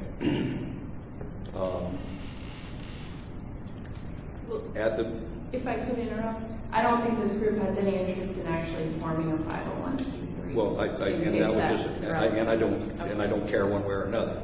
A group, whatever group it is, and they've been talking about that and getting funding and doing stuff, and I support all of that, and I support cohesive way to work on that. That's why I brought our discrimination policies back to the forefront so that we could work on them so that they would be proper. And we did that, and there was a reason for that, is so that we could be a participant in this process that's the right kind of participant, and illegal for us, and also keep this board on the task of doing what we're supposed to do. And you're right, there's more than just water, sewer, and street lights. We do have community stuff, so I agree with that. That's why we brought this back, to get our discrimination policies correct. We are a constitutional body, and so the example that I was going to make, which will come up over and over and over again, which we can't do, and I can't be a part. I could never be a part of this body allowing something that I think is important to happen and should happen. And that's where we have a situation where a particular group says that they're the only ones that can talk about something, and that another particular group shouldn't be able to say anything. that's discrimination in its, just absolute. It's absolute discrimination. And as a constitutional body, we put ourselves in great jeopardy if we go down that road. Now, as individuals, or saying Mary should be on this or I should be on this, that's fine, and I support that 100%. But I would wholeheartedly say we're going down a wrong path to try to make it be a formal committee of this board because of those types of things. If we were talking about discrimination, and there are federally standardized classes of discrimination, and we have to adhere to that. I'm not trying to do a sociological thing about, do you agree with this or that, or this life matters or that life does, any of that. I'm talking strictly about our constitutional responsibilities to this board and this community.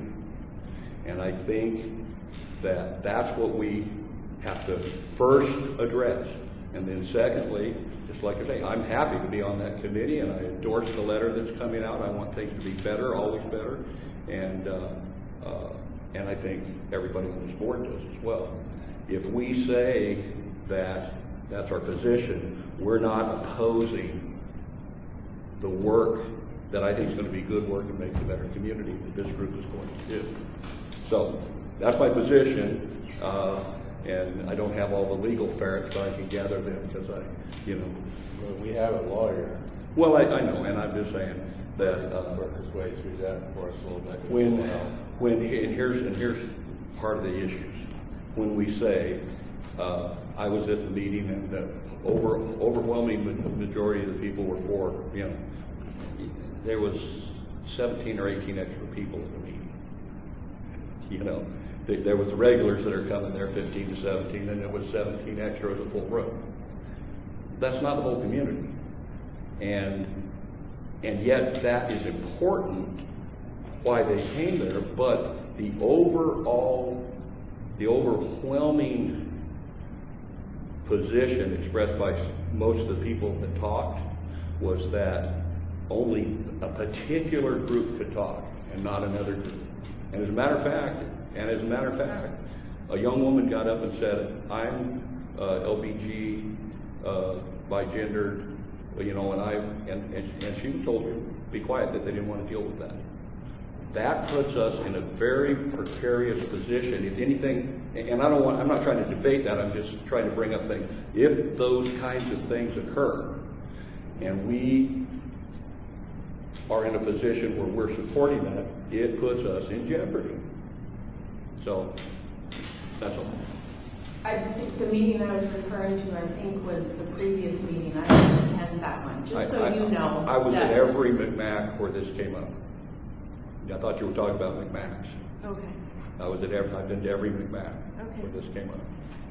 So, because I care about it, and I don't want what I'm trying to see, and that's what I mentioned in some of my emails as we drafted this deal, was how do we get to the positive? That's what, kind of change some of this wording. Where's the hope? Where's the positive? And I think it turned out rather well now that I see hopefulness and positiveness about what, to George's question, what are we going to do? And so I think we can support that, and we should, but I think it's not something that should be shuffled together with us as entities.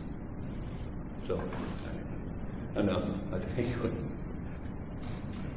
Food for thought. Okay, well, I went down the list already. Emily, was that good? Okay, how about we take a 5-minute break and then sprint to the end. Sprint to the end. Vote on that? Should we vote on this before we take our break? No, this is just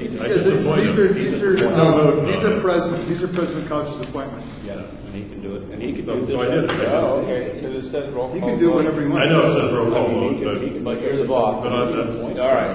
Great. That's fine. Oh, that should say presidential appointment. Yeah. We'll need to remember to change that for next year. Yeah, there you go. So, John, I applied that same thing that you brought up, the point 2.6 and 2.25. That I wish those numbers were reversed. I'm sorry, what? I wish those numbers were reversed. I talked to the Brown. Oh, it's been like that forever. Even though it says underneath it, make public on board president, make the company. It's both, well, we went into a little bit more basically cost. There was also the way you count when you have. I did my best. So it's basically a set of numbers. The board not put somebody on that committee. Is there enough information on this so they have vision if I can figure out? I think so. Okay. Give me a little warning so I can look at stuff. Yeah, we'll give it a try because I'd like to understand why people do it. In my experience, when my expenses go up, my revenue things go up as well. Right. Otherwise, it's eating into my profit. Right, well, no, I mean, if you had a big loan with the bank and they saw that, they'd ask you to come talk. Let's talk about that. Yeah, what's going on there? So, are you warm, James? So I'm not entirely I've got my spitball shooter ready. If you start nodding out, you're going to get one right I'm before it. waiting to say, okay, everybody reach under their chair. But I'm trying to figure out why this thin thing is actually You trying to shame us into turning up the thermometer or something? It's cool. We're trying to save money. It's costing. Yeah. Josh, you wouldn't turn the heater up. I'm over here sweating bullets. Well, George, did you get a new gadget?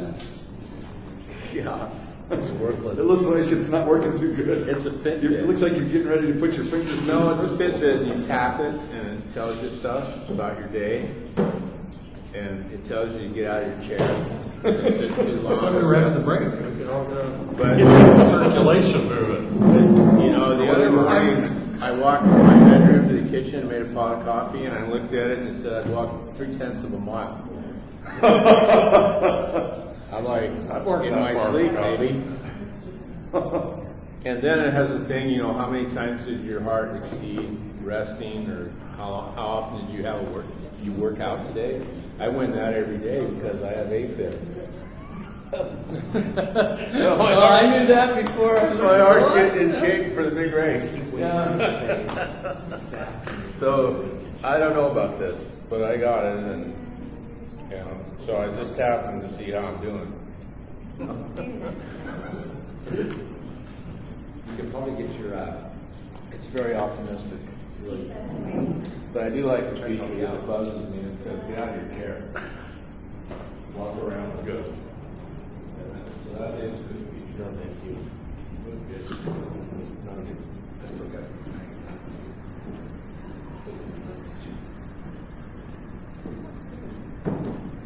Is it raining that hard? It's starting to rain like It was raining, yeah, but I heard something like that. But it doesn't look like it's coming down that hard. Well, you we have to do it. Yeah, we try to. We're into the seniors up to our eyebrows. And we're into the kids. And we're into little league and soccer. Which are social things. Parts of that. Just try to play parts. So argue that. Yeah. So answer my own question.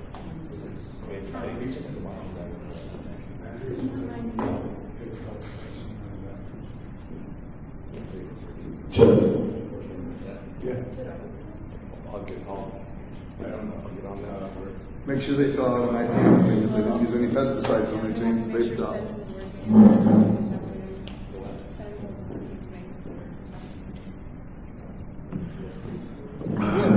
One person in the folding chairs. You're hanging tough out there.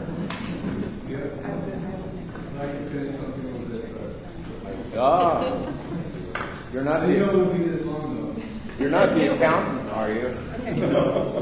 You seen that movie, The Accountant? He's another guy who likes to finish things when he starts. That's a good movie. Yeah, it's a good movie.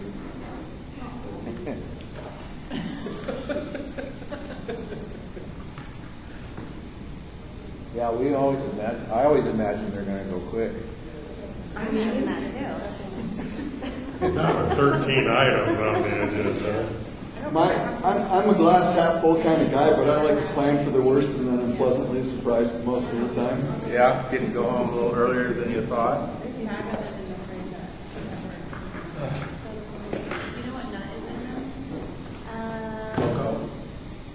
What nut? No, I think it's like Cocoa nut? Say what? I think it's pumpkin. The whole year. I think it's coconut. It might be pumpkin. I did not steal these from you. Now I have two. Something. They have different flavors. Two somethings. That have different. Good. Those ones are from Costco, but I know you're. I really got over my picking. Because I've bought them elsewhere. What are you guys talking about? When are the equality beans getting rare? Those ones that are starting to But they're all gone. No. Thanks to Colin. Those Those are, are and they're these little balls that go. We said. they're 11. We said it was for you. 10:30. They have like a drive through the morning. It's The basically Wednesday like blend before, together and make it like the a Wednesday the ball. week before, Yeah. the Friday. And then they have board this coconut. So Okay, the you're gonna Friday have board to email, meetings I'm will not be- gonna remember that, you have to email me that, That's fine. and I'll Yeah. put it in my calendar. So the last Friday in the month, I forgot. or is it the fourth? Is it the fourth or the last, is the board meeting? Well, that's So the week before on the Wednesday is executive. So it's the week before the board meeting, which is the week before we meet. Is that right? Well, Their board meeting is the week before we meet? their board meeting Whatever. is last Friday. Do you deny that you were eating one? Can't deny that. That didn't become my voice.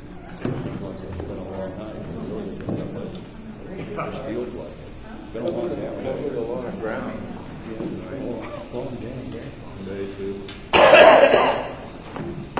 Okay, we'll start back up. Item E10, consider authorization of resolution 2018-01 providing workers' compensation coverage to board and volunteers. Colin? Staff recommends that the board approve resolution 2018-01, extending workers' compensation coverage to board members and volunteers engaged in district business. The district already has resolution 2011-22 in place, offering this kind of coverage to volunteers and board members while they're engaged in this business. However, the district's liability insurance carrier, SCI, recently requested that all of the districts that it insures pass a revised resolution. Repeat that all of our, what insured, uninsured? No, the Special District Risk Management Association Yes, has asked that every district it insures, every including district ours, is insured, okay, that's what I missed, sorry. including ours, pass a revised resolution. They provided us the language. The new resolution contains wording created by their legal counsel, referencing the California Labor Code and specifically enumerating the circumstances under which workers' compensation coverage can be provided without conferring any other benefit normally associated with employment. So basically, we're just updating because they asked us to. It's not. Go ahead. So Colleen, what does that mean to directors? What does that mean to us? It doesn't really change anything that we have in place. We're just using their language instead of our language. Okay. But if you are engaged in district business and you get hurt, the district's workers' comp policy will cover you. Right. Will cover you. So that is still true, and for volunteers, it is still true. We're just using their language instead of our language. Because they insure many districts across California, and every single district has its own language. That's all. And my impression is that if we want to be a part of this, this isn't really a choice. They're telling us what they want us to do. Yes, I would like to request an amendment to the resolution I didn't catch this when we were reviewing it, but I would like in the third whereas there's a list. All those boxes should be checked. And from all members of governing body of the McKinleyville Community Services District as presently or hereafter constituted, and or all persons performing voluntary service without pay other than meals, transportation, lodging, or reimbursement for incidental expenses, individuals on work-study programs, interns, and other volunteers, and then strike the last one with a blank. Or just not check the box, however the board wants to handle that. Well, I was wondering about that, because I was thinking, should we put like people on the rec committee, maybe volunteers, or I was thinking, somebody could tip their chair over during the rec committee meeting. And They could. And they ought to be covered by workman's comp for that. So, I mean, would they be a volunteer, or would they be, could we put that on that blank line? So here's a esoteric, bizarre question, but and John probably might have an idea on this. So we got these volunteers that came in here tonight, that whole group of volunteers, and we were honoring them. We asked them to come in here tonight to give them an award. Mm-hmm. If one of them fell over that chair and broke their We have leg. liability insurance. And that's what the liability insurance is for. Okay. The workers' comp is strictly for those who are engaged specifically in district business. Okay, I probably should have known that. I just didn't. Thanks. And Dennis, it will cover cactus thorns on, unexplained cactus thorns on trees. In unexplained parts of your body. John and I had a it was co-something experience stuff. We both came in with cactus thorns, but refused to discuss it with staff. To disclose. No, you discussed it with staff. We don't want to hear any more about it. You discussed it with staff, you just wouldn't disclose how it happened. Consensual. Would be cactus. Well, I think we're digressing. Yeah, let's bring it back and get out of here. No, but before that- but yeah, I'm happy to hear. how much does this cost the district? I could look, but I calculate the volunteer hours at the end of when I do the reconciliation, and it's no more than $200. It's very small. This is a hell of a deal. Yeah. Volunteer hours. So I'll move that we authorize resolution 2018-01 providing workers' compensation coverage to board and volunteers. Second. How about with the recommended modifications? With the recommended modifications, the checks in all the boxes except the last one. No, I can't do that.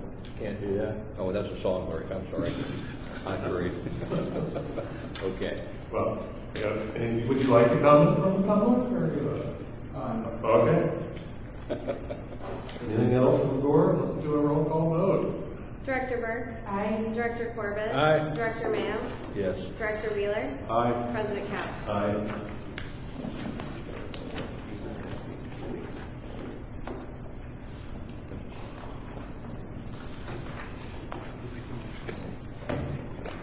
All right, E11, consider adoption of resolution 2018-02 authorizing participation in the California Special District Association's District Purchasing Card Program. Again, Thank you. The staff recommends the board discuss, take public comment, consider adoption of resolution 2018-02 authorizing district participation in the California Special Districts Association Purchasing Card Program.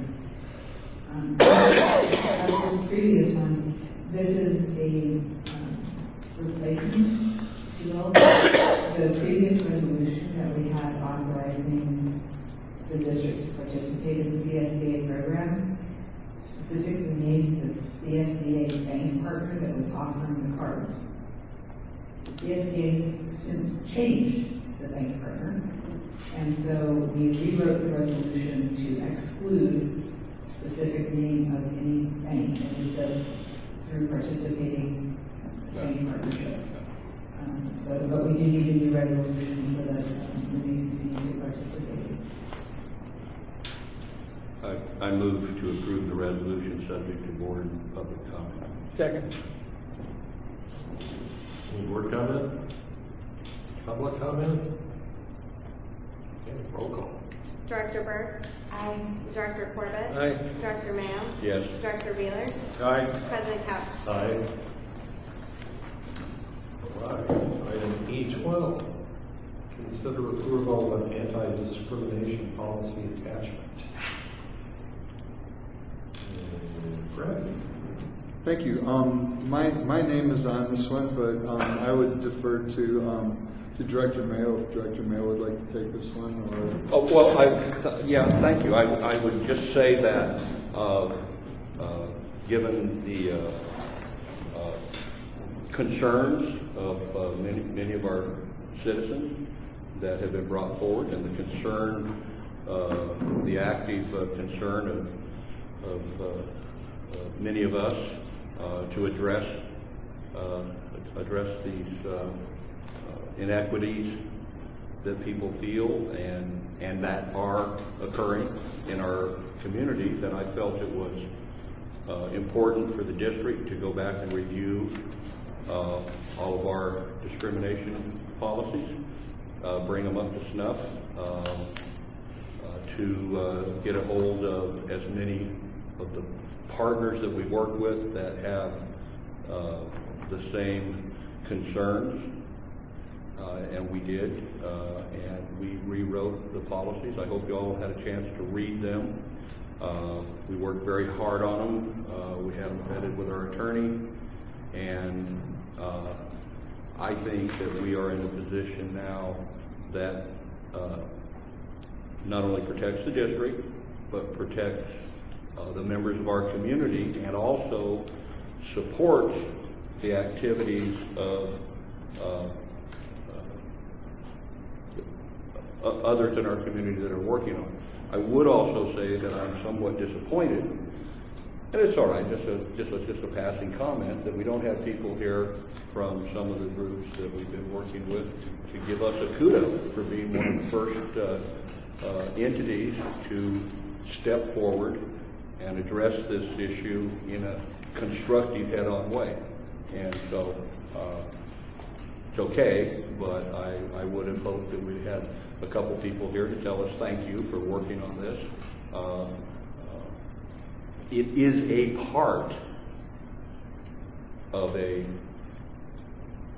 larger tapestry, okay? But it is our part that is necessary for ourselves and our community. So I hope you all had a chance to look at it, and that you think that we did a good job, and if you don't, well, I'm sure you'll tell me. I'd just like to thank Director Mayo for his vision as president to work on this, and then also for the collaborative manner in which you directed the process. I think in being able to participate in these meetings, one thing I learned is that it really does demonstrate our leadership, and that the other organizations that we have a chance to share this with will benefit from the work that we've done. So thank you. Oh, I appreciate that. Well, you too. I mean, this was quite a chore, and actually, thank our staff and our preceding staffs and for giving us a template, a very good template to work from, which we took away from and added to, and I think came up with a really nice product. Yeah, I concur. I think it was really well done, and want to appreciate board leadership on it. It's not a good one to be behind. It's much better to be leading from the forefront. So I really appreciate the effort, and I think it's well worth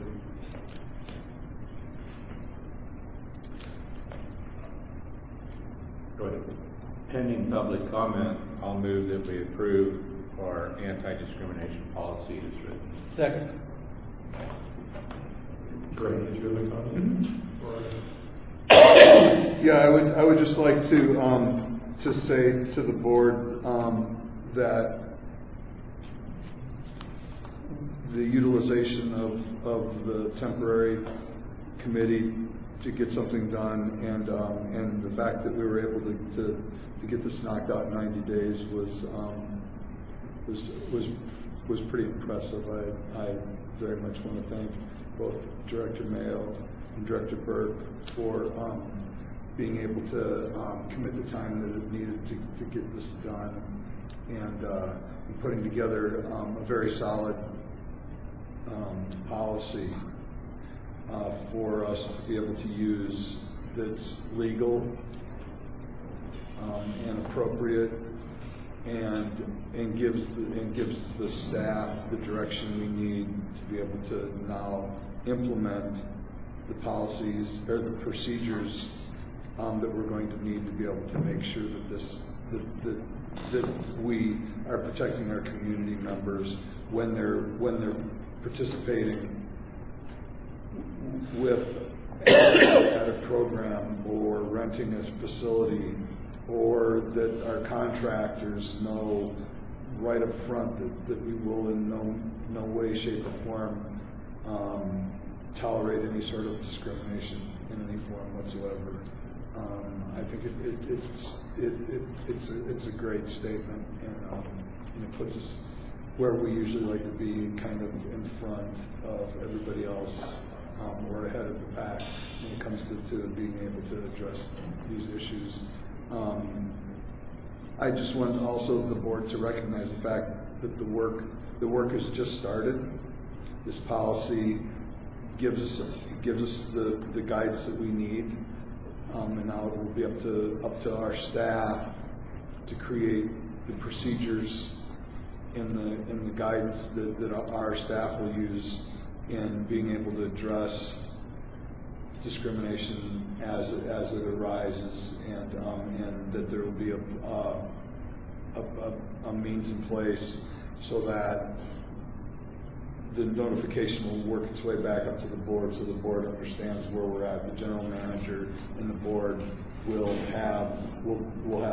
know and understand what part of that, what has gone on, and what's sort of our little microcosm of our community, and what we're experiencing and how that's being dealt with. Could I add one more thing to what Greg said?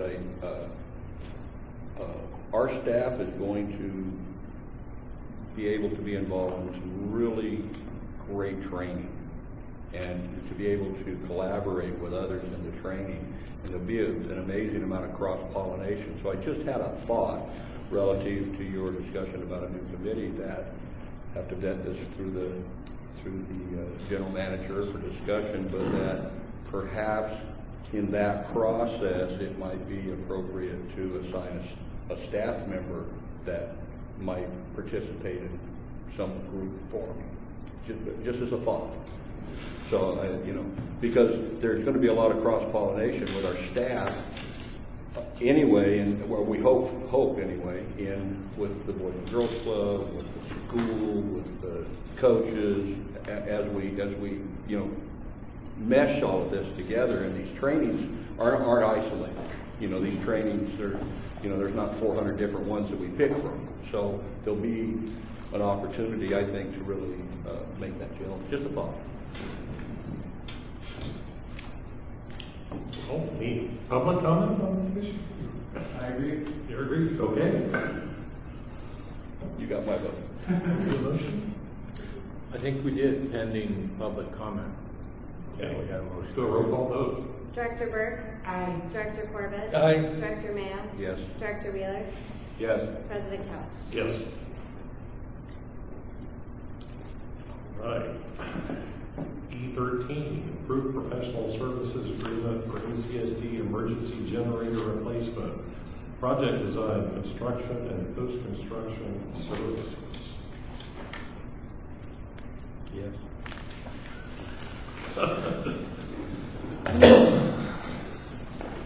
have a question on that. So this item is one of those things that how, you know, you in the right place at the right time, that our staff had recognized the fact that our generators, two of our sewer lift station generators, were coming towards the end of their useful life, and it just so happened that this hazard mitigation grant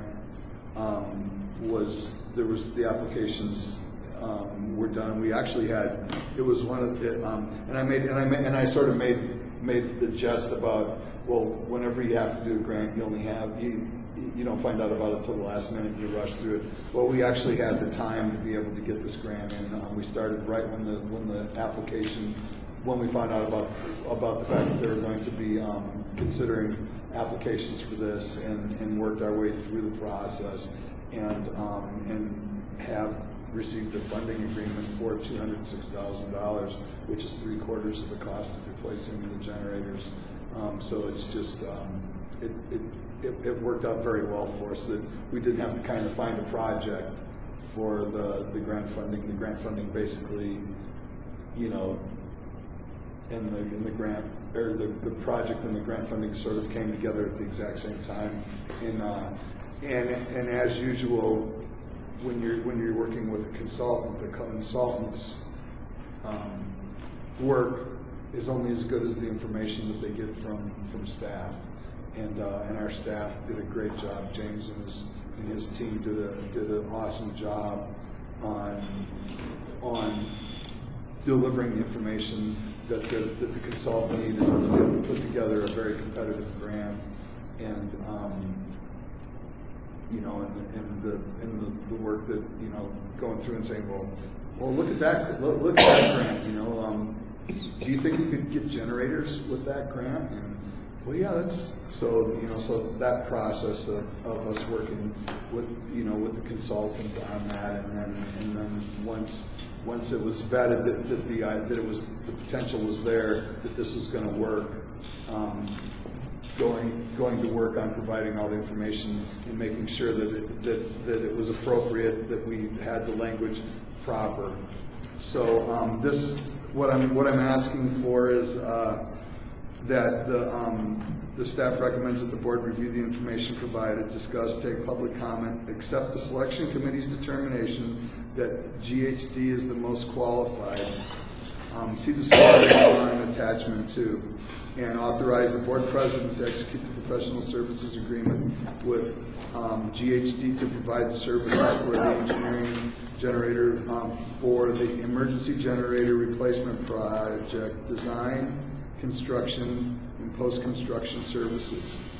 That's attachment 1, with a not to exceed amount of $81,200 of services, and then I would ask the board to allow a 10% contingency of $8,120 for a total expenditure not to exceed $89,320. Though I would like the board to recognize that this proposal is for $81,200, and this services will take us from design all the way through the notice of completion, the O&M manuals, the standard operating procedures, and everything. So this is basically all the expenses for any consultant work that's going to be done for this project.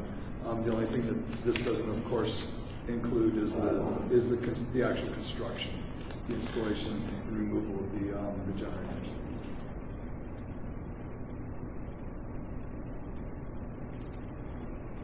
Okay.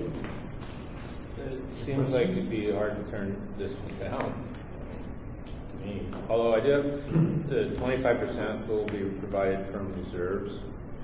How do we put that money back? So 75% is grant funded. Well, so it says 75. Well, 75% is grant funded, and then the 25% will come in matching effort. James and I have a significant amount of time, and our staff have a significant amount of time. We've been tracking that time, so our weighted wage, that we can use that as matching. Okay. So. We're already on the CIP. Plus this was budgeted. You guys, the board budgeted for us to pay for this out of reserves. And the money was and those reserves are being accumulated because during the last rate study we added this project, so we've been collecting money for the rate. So basically, the vast majority of this project will be paid for using the grant funding. The other 25%, a portion of that will be from the vast majority of that will be from rates, water and sewer rates. Part of that will come from capacity fees, which will be determined because these generators are sized larger than what's there now for future development. So we will also use a little bit of our capacity fees to do this. And then again, there'll be a portion of James and mine and our staff's time as matching for this. So in effect, we get bigger, better, brand new generators, and our reserves are boosted a little because it was already. Yeah, and about $200,000 of fund of rates we're already collecting. And putting in away reserves will then be able to be shifted towards another project, or when we do our next rate study, which will be coming down the pike. Another reason why I kind of started digging my heels and related to doing the solar master plan, because we're going to have to do a rate study, because we just finally we did our last rate adjustment that we're authorized through the 218 process on January 1st of this year, so we won't be authorized to do any rate adjustments without another rate study. It'll be coming, so that money can actually be put back in the hopper and then spent on another project, and then we won't have to increase our rates. Awesome. As much. Is that all? Public comment? Does anyone make a motion? Yeah. I move we approve the professional services agreement for the emergency generator replacement project design, construction, and post-construction services. I'll second. Okay. All right, got a motion and a second? Either one of us. Okay.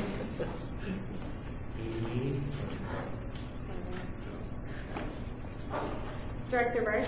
Aye. Director Corbett? Aye. Director Mann? Yes. Director Wheeler? Aye. President Couch? Aye. All right, we're through the action items. Now we got our reports. Active committee reports. I get to start. Recreation Advisory Committee did not meet. We did not. We did not meet.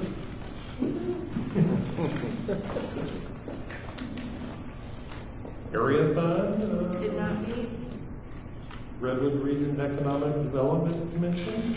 Yeah, let's see here if I can roll through this pretty quick. The highlights are bizarre, as usual. Humboldt is number 13 out of 58 counties on the unemployment rate, with an unemployment rate of 3.4%. But that's due to a drop in both labor force and the number of employed, because the decline in labor force was greater than the decline in employment. Trying to figure out ways to address the reasons for the decline in the labor force are things such as low wages, lack of housing, lack of safety, what actually a new labor force might be looking for in a community that we don't have. And then everybody just kind of shakes their head and goes, and we don't know how many people just have decided to sit on their butts and not work too. So anyway, just interesting. We get a lot of that kind of stuff that's interesting, but everybody's freaking out looking for a new airline. Good luck. That's it. We can throw another $2 million at somebody. Oh, at least, no, like I said last time, the going thing now is if you can't put up $2 million, you don't even get, they don't even talk to you. So, which is terrible. That's my report. All right, McKinleyville Senior Advisory. Did not meet. Audit, Met and reported to the board already. employee negotiations, did not meet. Water task force, Did not meet. ad hoc no drugs and toxics down the drain. Didn't meet as a committee, but I've been talking to folks, just buttonholing them and talking about needles a lot. And at some point in time, we might address what I've been hearing. And y'all might buttonhole people a little bit too, because it seems to be on everybody's minds. Seems to be Better than in their foot. Yeah, better in your mind than in your foot, which, anyway, I have some opinions about that, but maybe we could talk about it one day.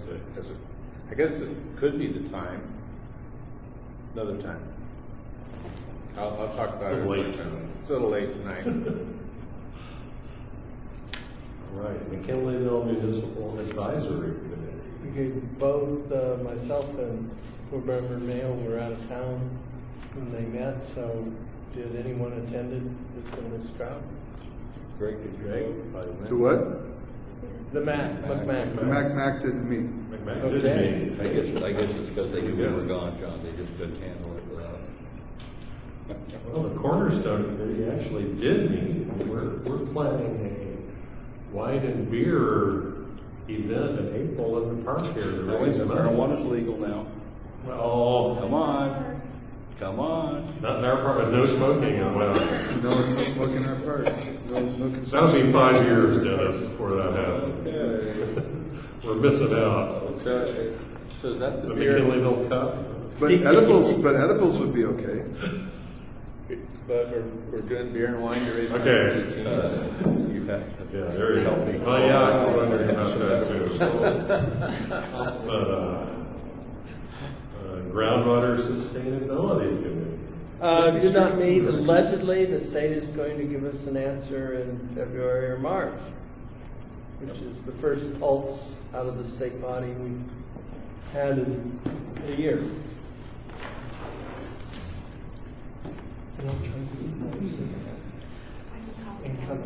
They, just a little addition to that is, we may not because they're working so overtime trying to cram this public good charge down our throat.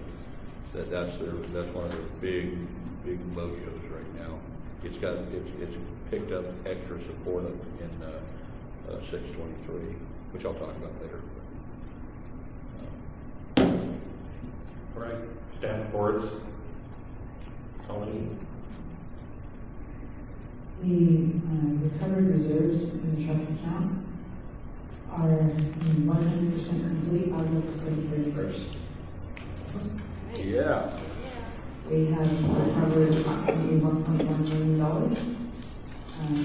The surcharge will be entirely removed as of January, just in time.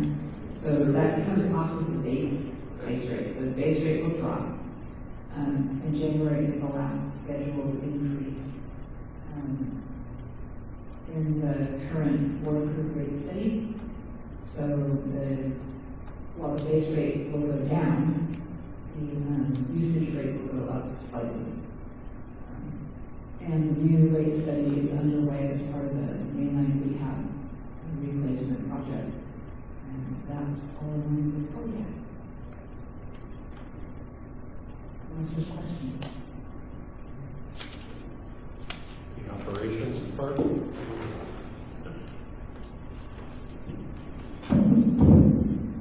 I have something to report.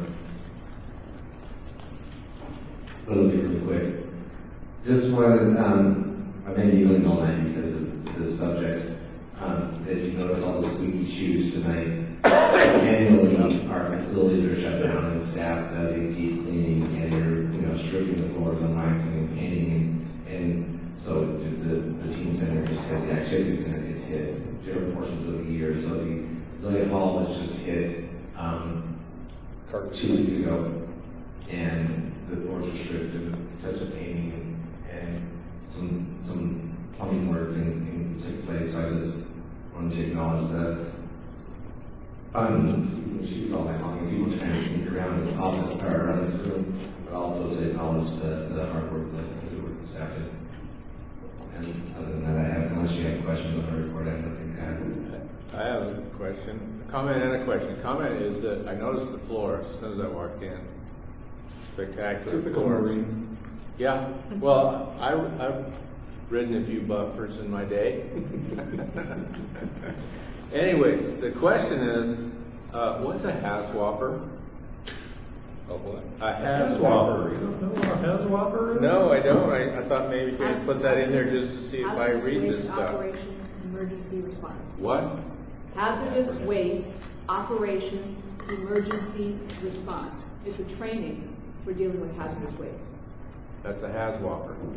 Okay. Or, well, it also deals with incidents where hazardous waste gets into the public purview. Each employee has 40 hours to do, it starts at district head with their 40-hour course of Haswapper, which is to learn to identify chemicals, the DOTs, the placards, and how to respond to an incident, the hot zones, which can change to safe zones. And so anyway, every year, each employee has a 40-hour course, has an 8-hour refresher. So we have to show our employee staff in groups of 5 classes and try to get them all in without shutting down the district. So they all go to these refreshers every year at 8 hours. But initially it's a 40-hour course. It's an EPA requirement, and it's about basically about hazardous waste and then an incident command. It also has to do with, we use chlorine gas for disinfection, so those people who deal with that have to be Haswapper certified. When they get their certification, George, they can just tip their finger and taste it of what they're using. What they're doing? Yeah. I have a question. Is chlorine heavier than air? Yes. Yes? Yeah, 2.5 times heavier. Okay. Haswapper trained people. On the test. Know that right off. Boom. And it expands 230 times when it evaporates. Just wanted to add a thank you from the senior center, as they were really looking forward to the new carpet. So thanks to the staff for getting that in there. They had fun moving furniture. And thank you Or for moving it back, I guess. Yeah, because the Rotary and the Coast Guard moved it out.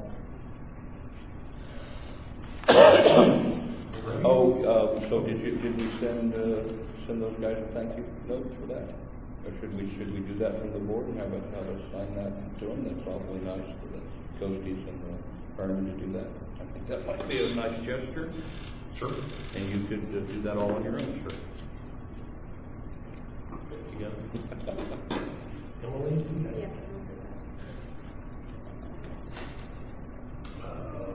And there's one actually coming from. I talked to Rosemary, and there's one coming from the seniors also to those two groups. Well, that's good. That's nice. Okay, we're ready.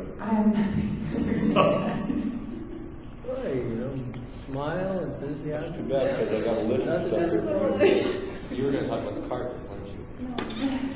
No. I wanted to ask about if you don't mind, the grant from Department of Health and Human Services for creation of therapeutic intervention program. That just piqued my interest. There's a few words. So, two playgroup leaders are part of Humboldt First Class Impact Program, and Bridget, who is responsible for coordinating the playgroup and the after-school program, all three of them have attended training on adverse childhood experiences. And Humboldt County has one of the highest rates of children who have suffered from, not just children, but adults who turns out have suffered from adverse childhood experiences. And the learning that research has shown that those stressors in a child's life have long-lasting impacts on their coping and resiliency skills. And so Humboldt First 5 and the Department of Health and Human Services have teamed up for a collaborative grant.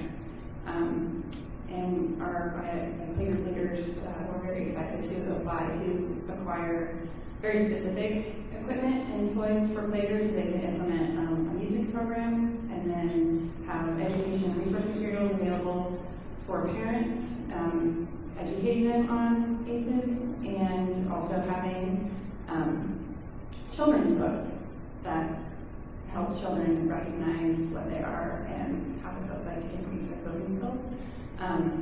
So that's, that answers your question. Thank you.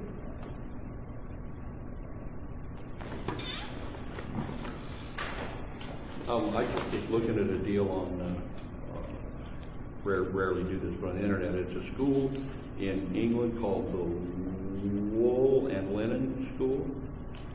And this young teacher has taken all of these kids and they go out and they cart wool and they fish and they get the pigeons and pluck them and cook them and eat, and that's all done with, they spend a lot of time in class too, but it's all they keep track of all of that, and they come back in, they do the math on all this stuff, and it's just mind-boggling the accolades that this guy's getting for the kind of program. Now, I know that's a little far afield from what we're talking about, but I'm just thinking that I like all the programs that we do, but it seems that there's sometimes a drift away from just really physicality type activities that are educational too.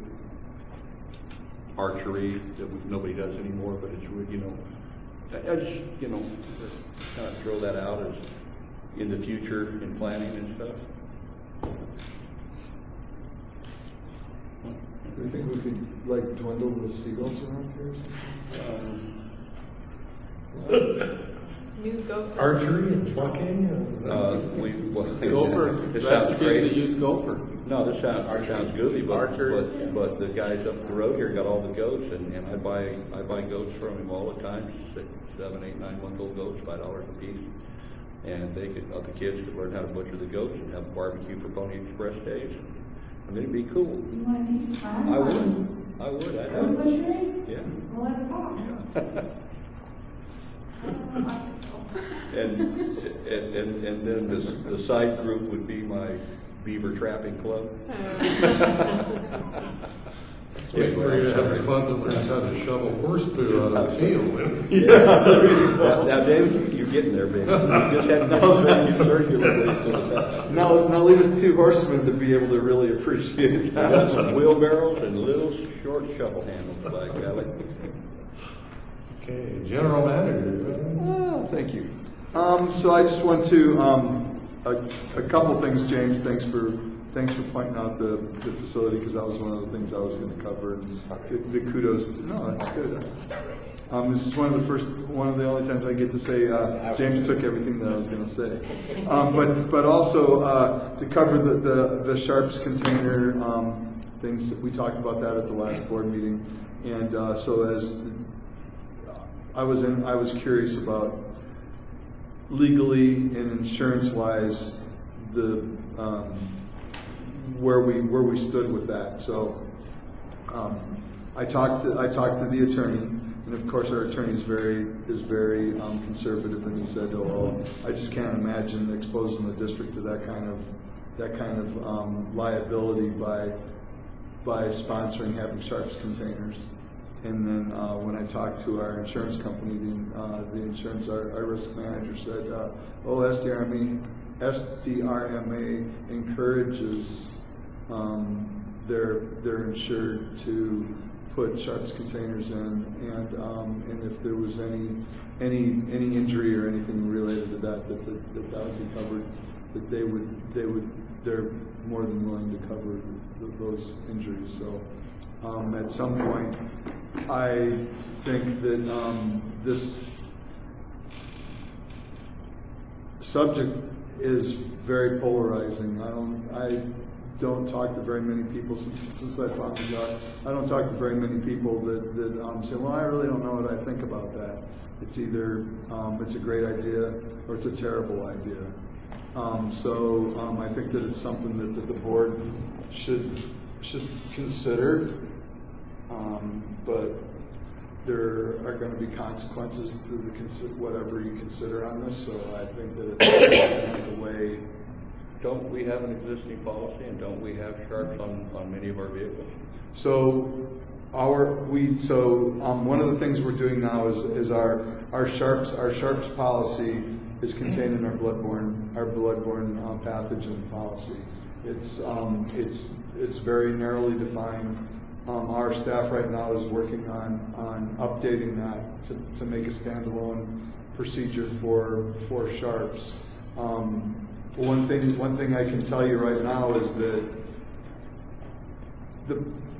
if we have sharps containers throughout in public places, and we're going to be asking the community that if they find a sharp, they pick it up and they put it in that container. That will not be a policy. That will not be a procedure that our staff ever use. Our staff will be rubber gloved. They will not ever be allowed to touch a sharp with their bare hands, and they will take the sharp container to the sharp, set the sharp container on the ground, use some sort of metal implement to pick up the sharp and place it in the sharp container, and then put the sharp container back in their vehicle. So that's one of the things that we're going to have to talk about, that we're going to be asking or putting sharps containers in public places, and then encouraging people from our community to then pick that sharp up and put it into. So just by the sheer that sharp container being in a public access place. So those are all things that we'll definitely have to consider while we're doing this. So anyway, this isn't going to happen in one meeting, and we're already working on it. We've been discussing this internally. We will be talking to people. We'll be finding out about how expensive these things are, how prone they're going to be to vandalism. We can't even keep toilets and sinks in our bathrooms unless they're locked at dark. I'd be curious for you to vet through SDMRA. That's their policy right now, but how many claims have they paid out, how many lawsuits have they had, and what's the propensity for that policy to change radically if there's a large payout? Yeah. So just because they insure something one day don't mean your dog used to get a free bite. Yeah. Back in the day, that don't happen no more. Well, I would definitely like to discuss that we would discuss it as a board, because sharps containers are for staff safety. That's why we have them in our trucks. Yes. For staff safety. Right. And when there's trash bags full of sharps out in the park, our staff has to handle those trash bags.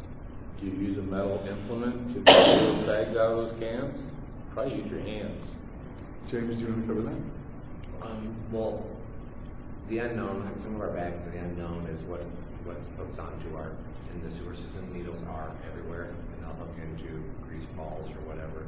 Staff's directed to never, if you lift a bag on the safe side, to never twist the bag, because then you'll hook out. So it's always to keep the bag relaxed and tied on the top of the bag, and not to pull the bag against you. To lift and put it into a can, garbage can. Well, it would seem to me that a needle in a sharps container would be a lot safer than one in a plastic trash bag. For staff, for our staff. I understand the staff's going to, and there's all kinds of. Anyway, it's something I think not tonight. But I think. Well, no, I agree with you, but just because we have sharps don't mean the needles aren't going to be in the garbage cans. We have found bags of them in the eye contact shirts department. They're still going to be in the grass. They're still going to be on the trails. They're still going to be laying around. But when I talk to people, I ask them, what would you do if you found a needle out here? And some people say, I just leave it alone. And some people say, well, I'd pick it up and throw it in a trash can. Most people say, I'd pick it up and throw it in the first trash can I can. That's what most people do. No, that's not. So anyway. Yeah. And so I think what'll end up is what we're going to look for from the board is not whether we put sharps containers out, but some sort of policy related to guidance on whether the board supports that or not. And then it would be up to staff to make sure that we could afford it and that there's funding and things like that. So that's basically what we would be asking the board for is whether the board supports the policy of sharps containers so that they're there and available for the public in our public places. And then we would then come back if the board so chose that. Then at that point we would come back, find out because I would expect that I would ardently advocate against us emptying the sharps containers. I'm sure that there's some sort of container inside the container. There are services that already do that. They would come and empty them. That way we're not middlemanning these sharps containers and stuff like that. Those services all have a cost, and the board needs to be well aware of that. And then if that's something that the board feels that the district should be involved in, we will do it. But we're working towards that, finding out if there's grant funding. We're going to find out if there's grant funding available, what it costs to install one of those sharps containers, making sure that they're bulletproof so the knuckleheads aren't tearing them up, and then it's a constant expense for us to replace them. Like I said, right now if we don't lock the bathrooms up right before it gets dark out, we can't even keep toilets and sinks in our bathrooms. I can only imagine a sharps container that's in a public area what that's going to look like. Well, we could, try one somewhere where you're finding a lot of needles. Tried a couple in your Try one and see how it goes. Well, and it's also the fact that we could also come up with a policy that we strongly support them, and that it's a public health issue, and that the Humboldt County Department of Public Health should be putting them in McKinleyville too, or not. No gray areas. You done, Greg? I'm done. President's report. Okay, well, I don't have much to report except I did sign up for the Brew Your Beard contest. Yay! They have a list of, I put down best political beards. Best political beards. It's a fundraiser for the music room at the Teen Center. Yeah. Well, that's my report. Okay, board member comments, announcements, reports, and agenda items requests.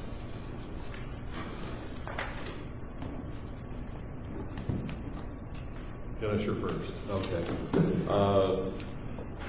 First off, the first snowpack test was today, and it was 0.04 inches, which is really bad. Yeah. But the California's reservoirs are in good shape as of now. If we have a light snow on the reservoirs, there will be more rain, and the reservoirs will get more water. So with probably reinitiated conservation efforts, California should be okay this year. But we're hoping to get some major storms. We've kind of concerning right now. That's where we're at. Humboldt, our reservoir's full. SB 623, the multifaceted bill that has embedded in it the public goods charge, is getting an immense amount of push from agency that Mr. Corbett's involved in. Anyway, Aqua is aggressively starting a campaign. We're going to do a major statewide survey to gauge the public's understanding of the issue, and then we're going to hit it head on. So that's something that hopefully here in the future we'll get a few letters to our representatives on. at the end of the month, going to Region 1 priority strategic planning process. So I wanted each and every one of you to think about issues, could be local specifically, but regional or local things that have a regional connection that you might want us to discuss, bring up for possibilities to become one of 10 of our action items for the next 2 years. And you don't have to, you can think out of the box on this, because I was doing this for many years, pushing the issue of illegal water diversion for marijuana cultivation, and pushed and pushed and pushed, and nobody thought anything about it for a while, and they started listening to us a little bit, and next thing you know, and now it's gained not only great statewide support for legislation that's happened in California, but it's also included in the draft headwaters bill on the federal level for it to be a significant part, and that means money coming down for interdiction. Stuff. So anyway, that, and the last thing is I have a news TV news person that contacts me quite a bit, wanting to talk about things, and I don't, but I want to. And what I wanted to talk about the next time or two that we can get together is all the extracurricular stuff as a board that we do, and the extra things. So I was just elected again to a board position at Aqua. John Corbett's on the water board. I don't know the other associations and groups that you all are in, but it would be nice if you could let Greg know, and that when I have a chance to talk to this new person, that I can bring up the things that as board members we're doing, regionally, statewide, locally, that is part of our support for what we do here. So anyway, that's it, and I appreciate you getting that to Greg. This gal keeps after me. She wants me to make great glowing statements or controversial comments about everything in the world. I don't bite. But I think this is something that's really, really good for all of us and the community to know about the different things that we do. And they're important, and I know everybody's busy and works hard. So if you can give me that, I'd be happy to plug it. And that's what I'm going to say. You have something to say? No? We need a motion to adjourn? I move we adjourn. Good night, Irene.